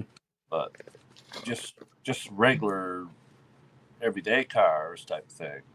As far as sports cars, I've always been a Camaro fan. I don't think I'd ever own anything but a Camaro, really. Yeah. I think it's the perfect GT car. Yeah. I mean, Chevrolet or GM, when they designed Camaro 6, the Alpha chassis is just so good. I mean, have you? Jonathan never sold his, did he? What's that? Jonathan never sold his black car, did he? His SS? Not as far as I know, no. Okay. Yeah. Did you ever get a chance to drive it? No, he's wanted me to lots of times. I never have. I can tell everything I need to know from the passenger seat. Oh my god, I don't know. It's yeah. I mean the backbone, that chassis is so freaking good. Yeah. But I mean, you know what I'm saying? That's what GM does really well. Like the ELSD and the magnetic ride and the way the computer talks to those, to all 4 corners, and it keeps you connected. Right? Well, it keeps the car connected, and it's the way it puts the power down and pushes you through the curves and stuff like that. That's what GM does better than Dodge or Ford, period. GM's always had great engineers. The only trouble GM ever had is always at the top. As far as the engineers and the designers, they make stuff that I like. I like the way they look. It's it's engineer driven company. But yeah, just like you said, it's the decision making at the top, which I think, but yeah, they make a product that lasts, and I don't care if it has a plastic dash. No. I actually kind of like that. I mean, everybody complained about the 4th gen Camaro's interior. I don't see what's wrong with it. I like it. I don't. Yeah, Everybody always complains about GM interiors from the 90s. Shit, I like it. I don't see a thing wrong with it. I don't know what the complaint. Yeah, I don't see anything wrong with it. I don't see anything different. Well, people say it's too plasticky. Yeah, but my my $80,000 ZL1 was plasticky. It had a plastic dash with plastic door panels, and who cares? I don't care. I don't. There was no leather. There wasn't even leather on the. I mean, it did have Recaro seats, but other than that, it was a plasticky interior. Yeah. I like it. I like it because if you ever have to replace something, if it breaks, cracks, or whatever, put a new dash. The dash pad's like $150. You know, and every color is on Amazon. It's simple. It's simple to replace, as far as I'm concerned. So yeah, everything Ford. It's and that's kind of where I strayed away from Ford, was because you have like the soft leather, and it's always like the foam's peeling up, or the dash is bubbling, or the stitching's getting all wavy and wop. You know what I mean? It's just little stupid little ticky tack shit that keeps falling apart on every Ford that I've ever had. So that's why I kind of just fucking threw in the towel. You gonna make it over there? I gotta go soon, I think. My bladder's gonna burst. I've been drinking a lot of juice today. So. Yeah. Okay. Condition 7 says my 14 ESV Platinum has magnetic ride. Not that impressive. Yeah. I mean, I did like the magnetic ride. It did keep my car from like fucking nosediving, because you could like jam on the brakes real hard, and they keep it flat in the corners. But they've improved it a lot too since 14. Probably. Yeah, you're right. Yeah. But I mean, they always leak. They're not that fucking tough. You know what I mean? When you get the around shit like that. It's another thing that they put on them that breaks. What? And is expensive to replace, the magnetic ride. And it's expensive to fucking replace. And if you try to go and take it to any dealership and have them warranty it, they're going to fight you tooth and nail. They're going to claim negligence. They're going to claim abuse. They're going to, you know what I mean? They'll do anything to get out of paying for fix and repair. Yeah. Well, that's kind of the part. It was everything except the catastrophic shit. Like if the motor blew up, I'd be like, okay, well, like a Bic lighter done. I'm over it. But it was just all stupid little $10, $20, $40 stuff that just kept fucking breaking. And it was just like, I was like, screw this, man. See? All you have to do is peel back that boot, man. Boom. It just looks like somebody squirted WD-40 all over that shock. It's just, and I never did replace mine because I got rid of mine on low enough miles, but that was part of the thing that made me emotionally be okay with getting rid of it, because it was just like, I was sitting here and I'm like, I'm not paying for all this crap that I didn't want to begin with. And it's just, it overwhelms it kind of takes away, it robs you of joy from the ownership experience. So what you think, bud? I think I gotta go soon. You gonna have to hop off here? Yeah.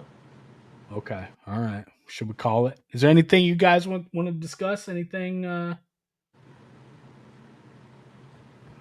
Early show up tonight. I don't think I've seen him. I haven't seen him. That's all right. I'm sure he's hanging out with the family. But think about replacing the CL1 with the C6 Corvette with the LS3. It's not a bad buy, dude. I'm gonna be honest with you.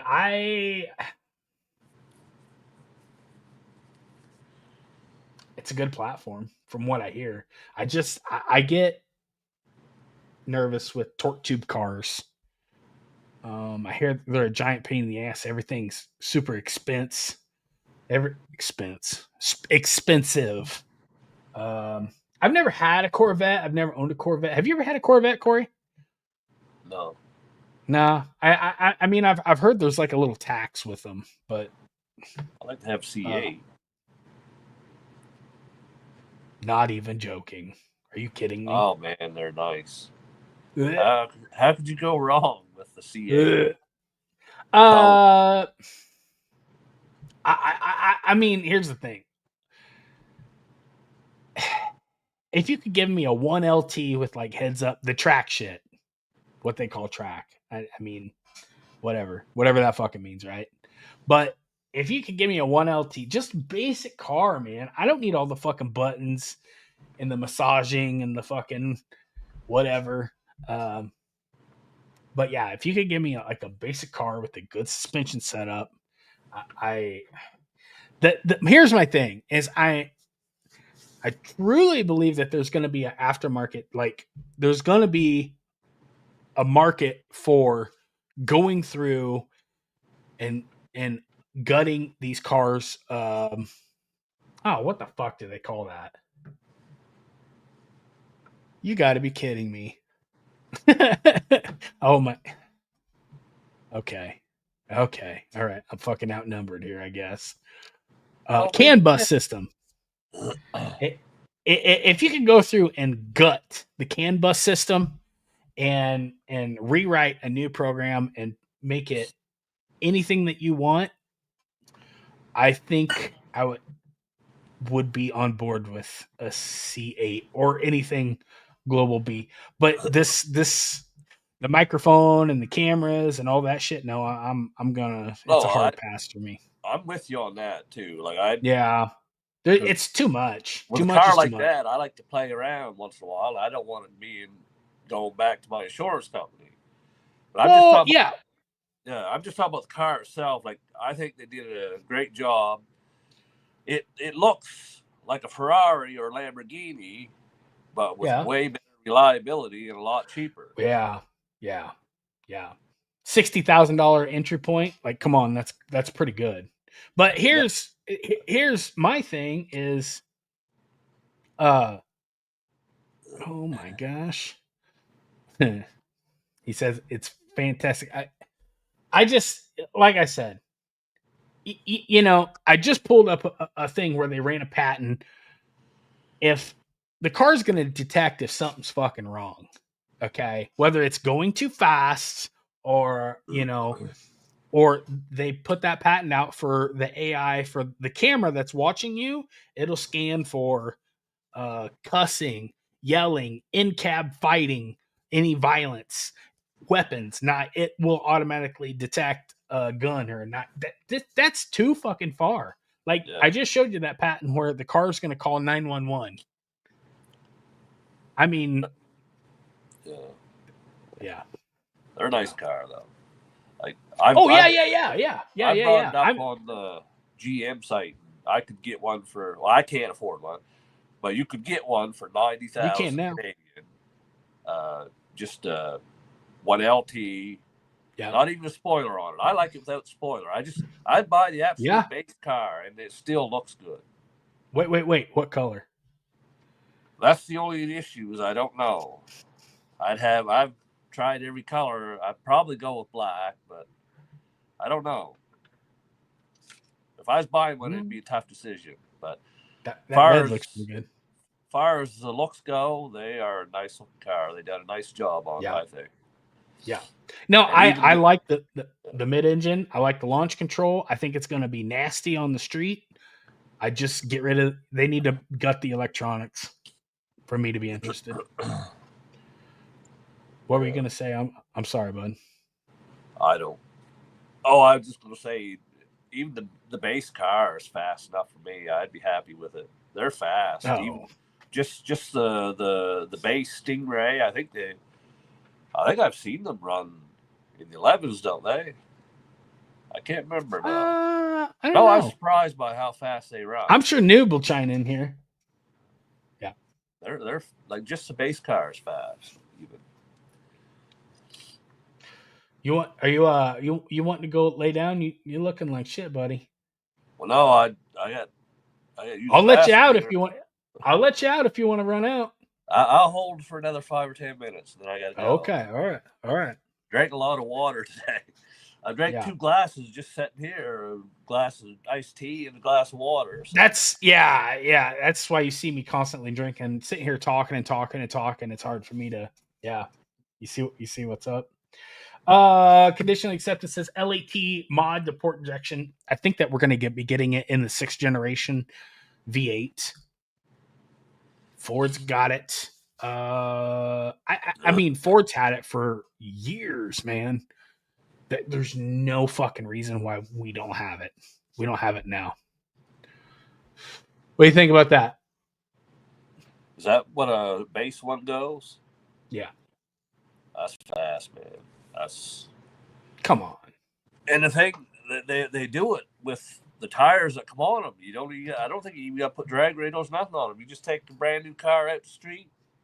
He's prefacing it. He goes. He's prefacing it.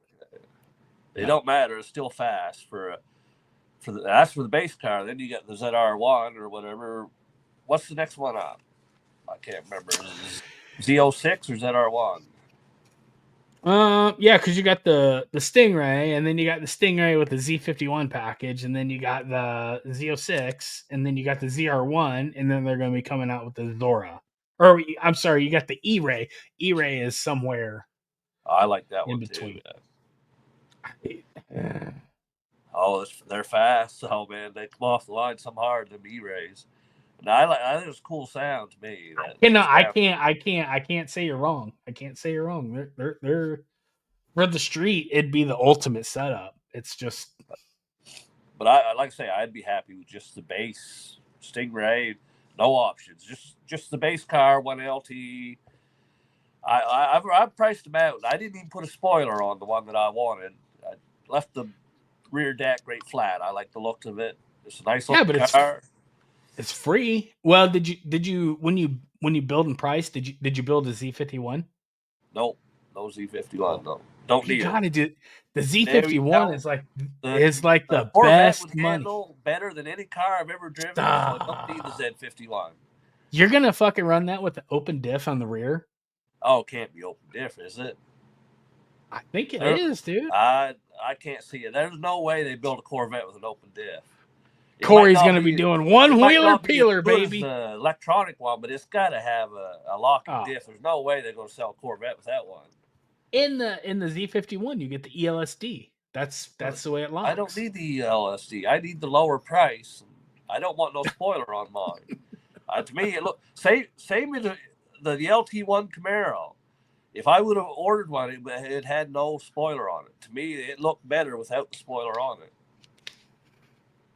I don't like the wings they put on them. On what? Any of them Camaros or I didn't like them. I did like my 1LE, the little wicker, that little duckbill. That's the only one that I like. That's the only one I like. I still take it without it. Yeah. To me, it looks good even without it. Yeah. He said E-Ray beats the Z06 in the quarter mile. Yeah. It has to be making that up in like the first 100 foot. It does, yeah. I watched it has to. I ain't got very good memory, but I watched the video they had the E-Ray, the Z06. Yeah. I don't know which Lamborghini and a Ferrari. I don't know which one. Okay. They got different kinds or whatever. Anyway, the E-Ray cleaned house. It took them all the quarter mile. Now, all the other cars by that fucking monster. The other cars are faster. If you looked at the trap speed was higher on all the other cars, but the E-Ray still crossed the finish line first because it had the good 60-foot time. Ooh. Got that, and they sound cool. What? All the E-Rays sound cool, and that engine. Corey, what are we doing here? Yeah, but it's a mixture. It's the mixture of V8 plus almost sounds like a blower whine, really, is what it kind of sounds like. Oh, okay. All right. You must have heard the E-Ray, haven't you? What's that? You must have heard the E-Ray accelerate, haven't you? No? Oh, I don't watch it. I don't it's I don't know. Not really. I've never been a Corvette guy until the C8. Oh, kissing ass over here. Oh, I ain't kissing man. ass. I'm Oh, man. looking No, at no, it I'm talking about noob. Oh, noob. No, they're I'm just they're giving you nice shit. car. No, I built one online. It was still 100,000, 112,000 or something. Yeah, like so you that. put too much stuff on it. I built one on the Canadian website for 90,000. Shit, an E-Ray? No, not an E-Ray. No. I'm talking Oh about yeah, that's what I'm talking about. E-Ray. Yeah, I just go on. The only option I hit is what color. Every time they ask you if you want this, no. And then just at the end, what's the summary? Comes out like 91,000 Canadian or something. Not that their website aren't 100% accurate anyway. You probably never get one that cheap, I don't imagine. But according to the website, it was pretty close. It was pretty close. Yeah, I mean, my Z01, I think my Z01 was like 68 and change. And by the time I was out the door, it was, I think it was on. But I mean, you got all the fucking, I got the, the markup and the phantom this and the pseudo that and the, you know what I mean? By the time it was pretty close. But yeah, like I said, I built an E-Ray and it was black. And I think, because here's my thing was I was looking at that because I don't think that you'll be able to buy a Stingray and then add the electric motors. So I think that's the only car that you'll have to buy, and it is what it is. You know what I'm saying? Yeah. But yeah. Basically, what I'm getting at was the Corvette. You could buy the base Corvette and add no options to it, none at all, not even the Z51 package. And it's still going to be a better car than anything I've ever driven. Oh, okay. That's the caveat. They're an excellent car. They're a nice looking car, and even without the Z51 package, I guarantee the damn thing handles good. Well, I will say this: once you sit inside one, they are more spacious this way than Camaro was. For sure. No, I'm not turning my back on Camaro. I still like I ain't buying nothing. Let's be honest. I ain't buying a damn thing. But if you still had the Camaro and the Corvette, chances are I was going to buy a new one, I'd probably buy the Camaro. But I'm just saying that the Corvette was never something that I would ever look at before. But when the C8 came out, that changed. I do like them. I'm telling you, on the street, I don't think you're going to get anything that's going to hook better for a better price. Yeah. Noob said the balance is insane. Yes, sir. I don't know. Maybe one day, like I said, when the aftermarket or when they learn how to fucking gut the car and manually insert whatever program you want to where it takes all the fucking bull crap out of it, then I'll be interested. Until then, I'm out of the market. I'm just not interested. You know what I mean? I don't blame you either. I go on and on about what I would get, but the reason I do is because you know that I can't get one anyway. So I'm happy. Well, you can now. You can now. I can't buy a Corvette. Well, but I'm happy with my old Camaro. It's good enough for me. I think it's a pinnacle. For me, I mean, yeah, I got a picture in my head. I got everything that I want eventually done to it. I probably eventually will get it done. It'd be good enough for me. Yeah. I don't know. I'd love to have a first gen. Oh, I would too. So someone like you probably could have one because you can do body work and stuff. But for me, I can't do that stuff, so I got to buy one that's in real good shape or already done. It's just yeah. But if a fellow's got the ability to do that kind of work, you can get yourself into a nice first gen, fairly reasonable. Yeah, do that work.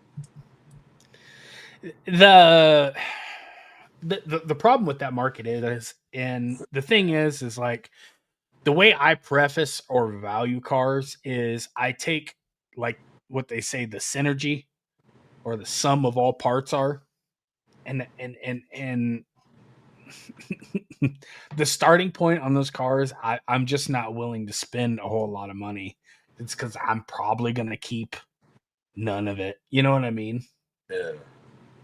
But I've thought about it. I mean, I could do the body work, send it off to paint, and have a pretty good looking car at a fairly decent price. I'd have to go out and price it, but yeah, it's crossed my mind, man. It's crossed my mind. You got yourself a pretty good project right now, really. I Parts, know. aftermarket parts for these cars are still pretty reasonable. And the thing is like this Camaro is like, it's almost like my first Camaro, and other than the color, and it's a good sentimental attachment. So I think it's like the sweet spot for me. And there's no GPS in it, so like I'm not gonna have those fucking problems anymore. You know what I'm saying? Yeah. So, it's just like Mr. Pigpen, how we doing, sir? Says unfortunately never be back on the market for a new car because they ain't gonna go back. That's kind of where I'm waiting for the aftermarket to kick in. Everything is designed to fail and keep the consumer spending. Holy shit, that is so accurate. Spin, spin, spin, baby. They want the hamster on the wheel. Don't ever get off. That's exactly what they want. And I watched a video of the CEO and the chief engineer of Nex-gen Drivetrain, and he was talking about the different levels of 10 speed which they designed for GM, and he says it's basically designed like the valve body, and that's the weak point of that whole transmission, and it's designed to like just like you said, it's designed to fail. And like I said a little bit ago, they're gonna do everything they can to not warranty it, but you know, if they're caught, they're caught. Jeff, are you he says his insurance went down compared from when he had a ZL1 to when he got a C8. Maybe it's that ECM. I don't know. Maybe they're being stolen less, but I mean that plays a part of it. Yeah. Anyway, man, I gotta go. All right. Okay. All right. Well, you guys go check Corey out. He's got some good shit coming. You're going to be getting it out for us, right? What's that? Andrew? Your fucking converter. All the testing. Oh yeah, we'll do that here soon. Yeah. Okay. Well, all right, buddy. Well, you guys get to feeling better, and we'll catch you on the next one. Okay. Yep. See you guys. All right, man. All right, fellas. I think I'll hang out here for another maybe half hour or so, and then I'm gonna fucking jump too.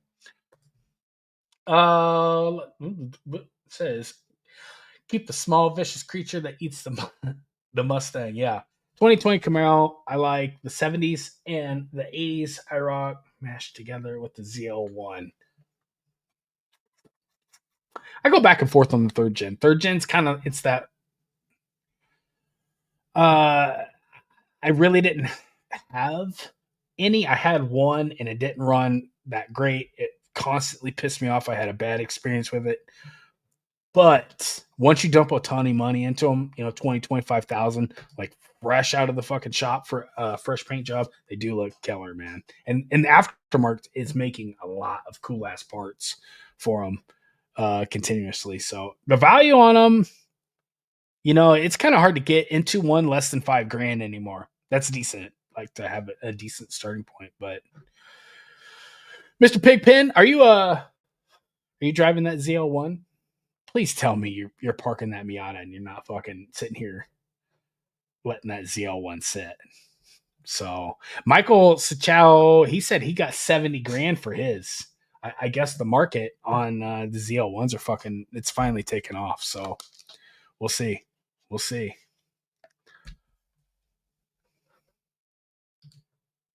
That a boy. Yeah, that's. I get you, bro. Here's my thing.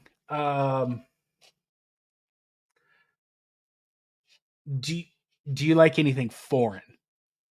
You know what I mean? That's kind of my jump off point where I'm just like I gotta exit the interstate there because I like the way the European cars look. I like the styling. I like the interiors and everything. It's I hate getting parts for them. I hate the way that they're over engineered, and when they are over engineered like that, they're super expensive and they're a pain in the ass to replace, and they're not any more reliable than what we got here. So I'd rather root for my home team, and I try to keep it local, dude. So I've kind of pretty much turned my back on them, but I don't know. If they keep if the bullshit fest continues, I might be forced to look outside the country here, but I don't think it will. I'm pretty happy with what I got now. Boom, that a boy. 9,300 miles. Yes. I know the one thing I noticed with my ZL1 was it liked to be driven. If I let it sit for like a week and a half, I mean, it didn't do anything other than flash low battery or it liked to flash the service rear diff every once in a while. And sometimes the radio would quit working, but it would get buggy if I didn't drive it. So I think that's going to be, I don't know. I'd have to ask Burley, but yeah, it's, Burley still doesn't even have 1,000 miles on his. So Tammy, do I know Tammy? I know a couple Tammys, but I don't know. You'd have to be fucking more specific, buddy. Give me a Lamborghini, I'll still jump out of it and jump back into a Camaro. Yeah, I went. I've spoken about it before when I went over to Chicago, and I went and looked at a Gallardo. This was back when you could still get them for like 80, 90 grand gated, and I went and looked at one. I was going to buy it. I wanted to buy them, but I mean, it was on the service rack, and I think the air conditioning compressor was out of it. Just the parts alone for that was $7,000 for an air conditioning compressor, and I'm just like sitting here. I'm like, fuck this. You know what I mean? I don't know, and it was have a 2004 Gallardo gated, which it was pretty cool. Yeah, I mean, the value of it would have went up, and I would have made money on the deal, but it's not it's one of those things where it's like you think it's out of your reach until you push, work, and then when you get to that point, you're just like, oh, maybe I really don't want it that bad. And I'm kind of happy I chose the route I did with going Camaro 6 because it was a good experience, man. I really liked it. It opened a lot of doors, and I got to meet a lot of cool people, and I started this channel with it, and yeah, I just, happy the way I went. That's crazy. I feel bad for his. That's what I told him. I said, I every time I talk to him, I say that poor fucking car. But he's he's gonna keep that in the family forever and ever, and that's pretty cool. Until you hear the words engine out, yeah. And then I don't know. I didn't price the services because I plan on doing everything myself. But I think the last time I was at a Porsche dealership, and this was 3-4 years ago, labor rate was $300 an hour. So I can't imagine it is any cheaper than that. You know what I mean? So $300 an hour, fuck that.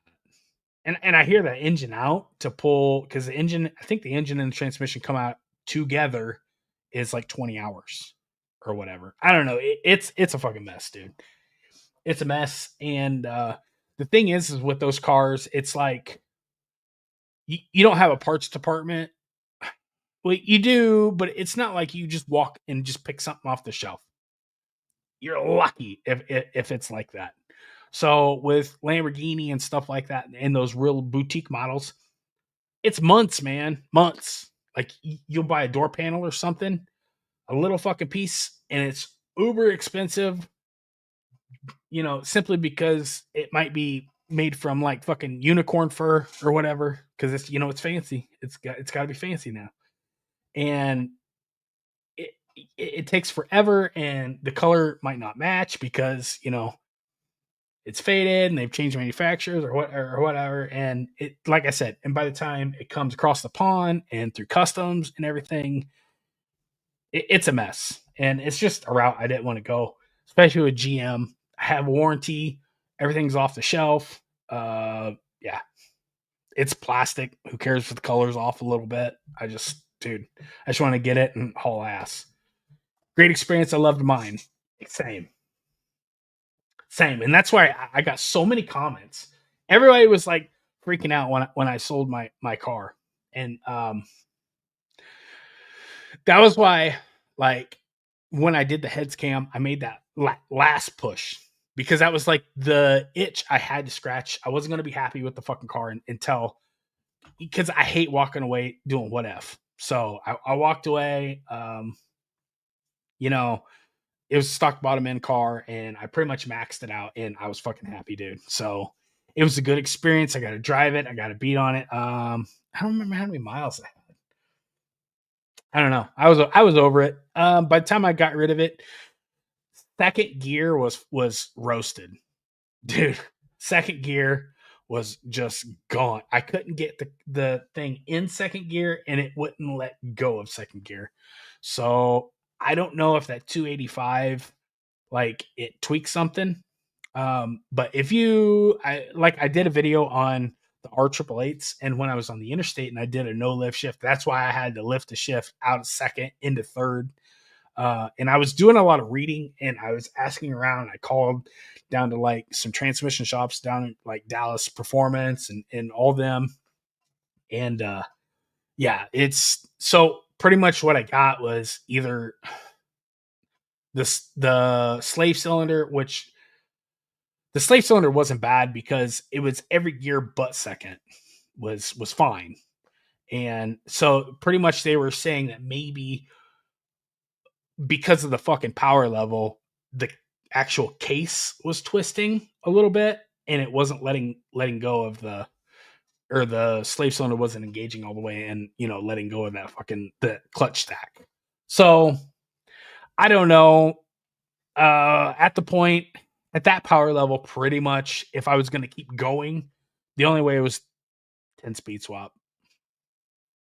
So, and yeah, which would have been cool because 10-speed's badass. There's no bad transmission in that car, but it was just to the point where I called. I think a 10-speed was like $5 or $6 grand, and then I was going to have to pay to have everything swapped over, and God only knows the electronics and yada yada and so on. I mean, yeah. So I let it go, and yeah, I pretty much knew it was time for a new project just because I'd been behind the wheel.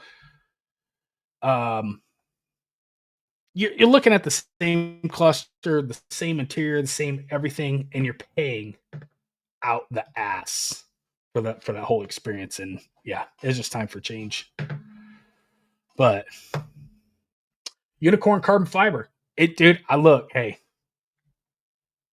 I'm sure it's on its fucking way. It'll be something. I promise you. I have heard so much Gucci shit. It's unreal. What about like a sequential? That, yes, it would have. Even a dog box would have worked. The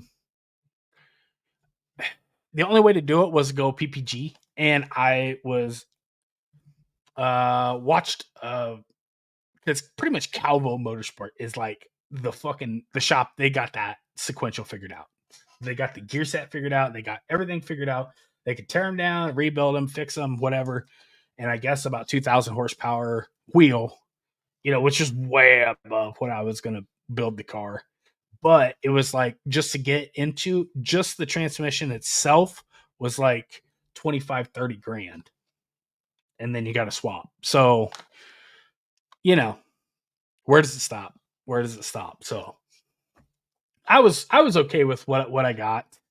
I have no regrets. It kind of sucks because I feel tricked, I guess would be the best way to put it. Because it's like I paid 77 grand for the car. Put so call it 80 plus interest paid. It's over 80. Put another 50 cash into it. And then when I sold it, I got 6 back. So it's like I just lost $75,000-$80,000. So I felt kind of duped. I felt kind of tricked. But yeah. It is what it is. It is what it is. I can always make more money. Money's something I can't make back. But yeah, when I ain't gonna talk about it, but when you're being followed around, stuff like that, and I don't, because here's the thing is, you guys is something different when you're out here posting videos, and if you're racing or whatever, because I've had cops, pretty much dog whistle to me, do that, blowing through fucking intersections and shit like that. And I've had I'm taking the 360 camera off the back of my car. And I just, cops pull up and they won't leave you alone. And there's other content creators. So it is what it is, man. Constantly getting muffler tickets and stuff like this. So I don't know. What do you think, Noob? Do you think living in a big city? Because I can tell you, living in like a smaller city, like a smaller metro area like Des Moines, I don't know if, I think you would just blend in Dallas, a big city like Dallas or whatever. DeLance says, even with the 2SS non-supercharged versus the 6973 is amazing how far they've come along. Maintenance bill is crazy on a supercharged. Yeah. I like the LT1. I think the LT1 sounds better than the LT4. It's just mod for mod. Once you go boost, dude, it's the power potential for the money NA versus boost, it's no comparison. I mean, you're gonna get way further for less money boosted. But as far as like pure technological advances, yeah, the non-supercharged, that LT1 I had, I swear, dude, every day I had that thing pinned all the fucking time, and the motor just took it. You know what I mean? It just, yeah. How far they've come along is insane. How well the car can handle at high speeds. And the looks are subjective because they're always going to be trying to, okay, shut up.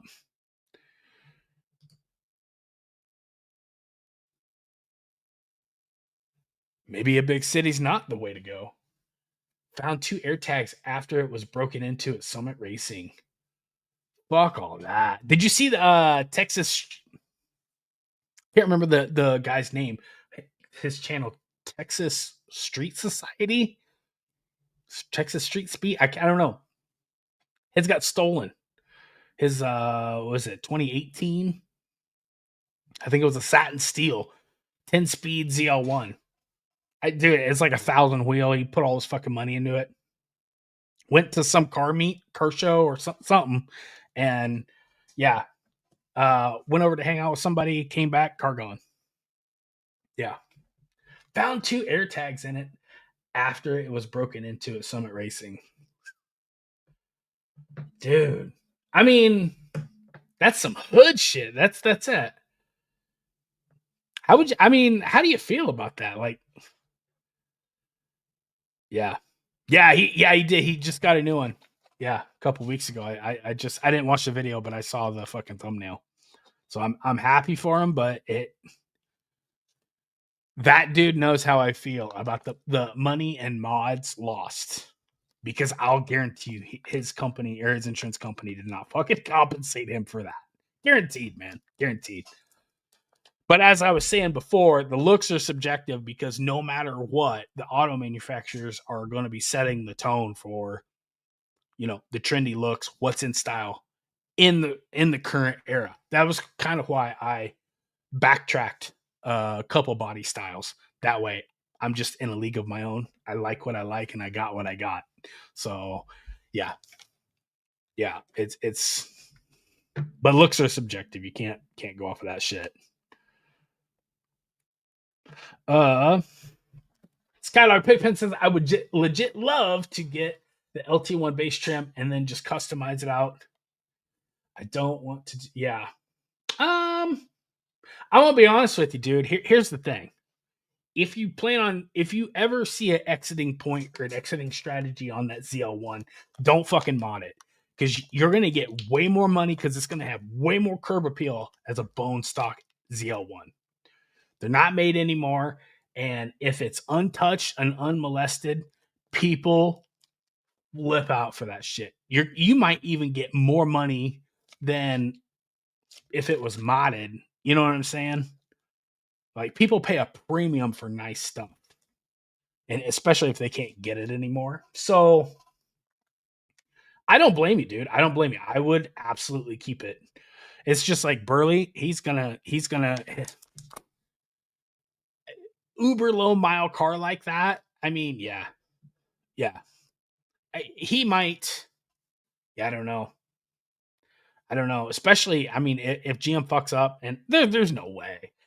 It's a kamikaze mission if they take the Camaro and EV route or some kind of weird, some different exotic kind of powertrain or whatever. It's kamikaze mission. So I don't think that they will. I think the Camaro is going to get the 6th generation V8, and I'm okay with it if they do. I'm very cool with that. I'm even cool if they retro back and use the current, just take some minor tweaks like they did with the original Alpha chassis and just use the Alpha 2. I'm very good with that. Just an off the shelf transmission. Hell, you can even reuse the TR6060. It's been used since the 5th generation Camaro anyways. It's a good transmission, man. It's got good gear spread. It's super freaking tough. It's just, my car had like fucking, it was easy into the 4-digit horsepower. And I mean, it was bone stock. That's crazy. That's a good transmission. So, hey, noob, was yours no, yours was a 10-speed. Never mind. It was your brother that had the cool ZL1. Ooh, sorry. I didn't mean that. Sorry. No. Your ZL1 was badass. But the DCT and the C8, yeah. As long as those clutches hold up, from what I'm hearing, that transmission is going to be fucking absolutely wicked. Absolutely wicked. All right, fellas. Closing in on 2.5 hours. Is there anything? What do you guys think I should do with my 4th gen? Should I keep the LT1? Should I keep that? I want to ask you guys why you guys are in here. Before I hop off here, before we fucking close this bitch out. You think I should keep that LT1 or should I go LS? I don't know. I'm kind of on the fence. I just ordered parts. They're going to be here Wednesday to get this damn thing on the road for sure. And I kind of have an approach to this, but I don't know. If you were me, now keep in mind that small block Chevy, it's got way more head bolts in a concentric pattern. It holds power a lot better. And it's got that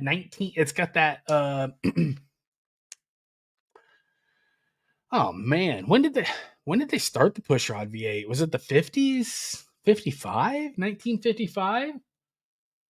It's the same fucking motor from the intake down. I mean, maybe not the heads because I got the aluminum head, so I got like the newest variant. Well, the newest you can get on the variants of the heads, but yeah, yeah. I don't know. It's got that old school low fucking thump, and if you know, you know. And once I go LS, I'm gonna lose it. But I can't go wrong here because I've always wanted a fucking cammed LS. Okay, Mike, which one? Which one? 'Cause that's also where I'm having. I just learned that the 5.3 is considered LS4.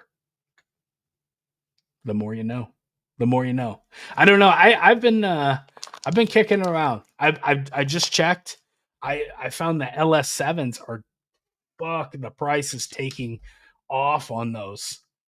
I think long block is now like 15. It's almost like LS9. Like cuz it's just so fucking coveted. Like everybody's I don't know. Right. So just cam it. Just do a cam and call it good. Call it my daily beater. It's on the table, bud. It's on the table. Yeah.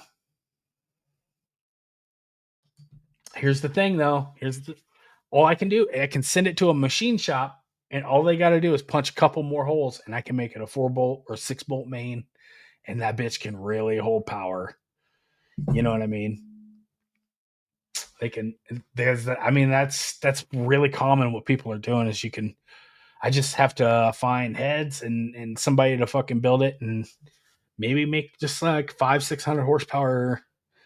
I mean, it'd be unique.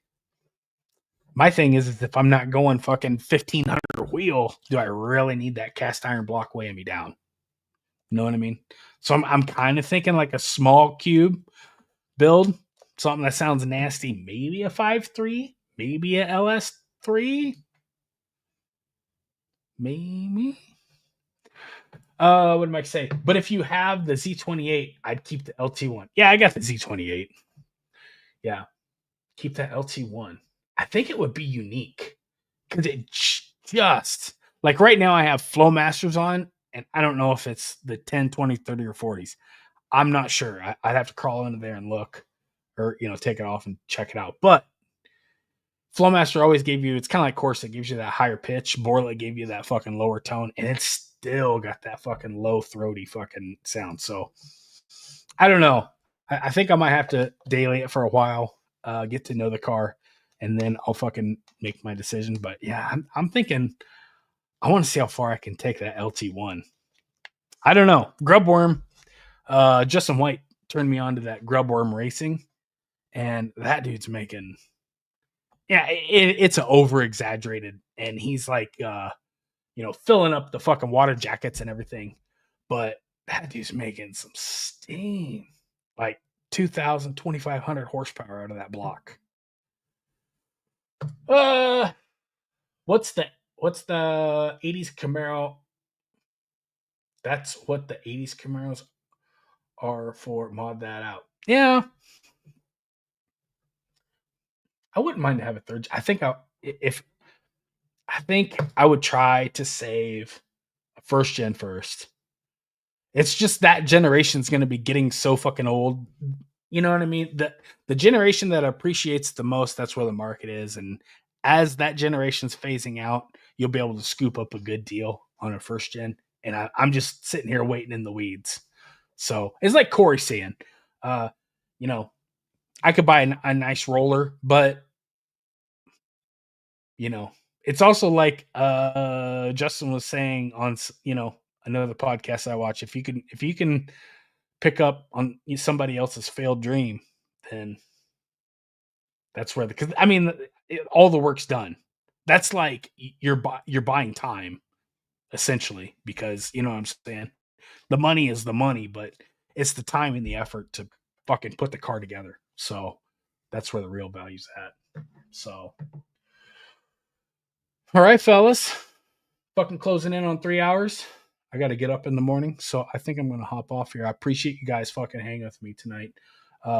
Be sure you go check out Corey's channel. He's got a lot. He's got a lot going on. He's been texting me behind the scenes. So yeah, he's I think he did drop a video on the wheels. So he's gonna be making some changes to the car. It's kind of inspiring me to get off my ass and do something with my car. I'm putting the gun stuff away. I'm gonna slow down on it. That way we can make some content on this car. I'm also kind of hesitant because, you know, if the cops are on my ass again with this car, I don't know. So maybe it'll be time to move. I don't know. Dallas. Ooh, Texas is pretty cool. There's a lot of fucking 1 mile ranges out there. Just saying. So maybe we'll hop on next week or whatever. I don't know, but go check Corey's channels out. Subscribe on your way out. Like the video. It's free. It helps me out a lot. I really appreciate you guys. And thanks for hanging. And we'll see you guys on the next one, okay? You guys take it easy. Have an awesome night. Not fucking happening. Goodbye, Mike. And everybody.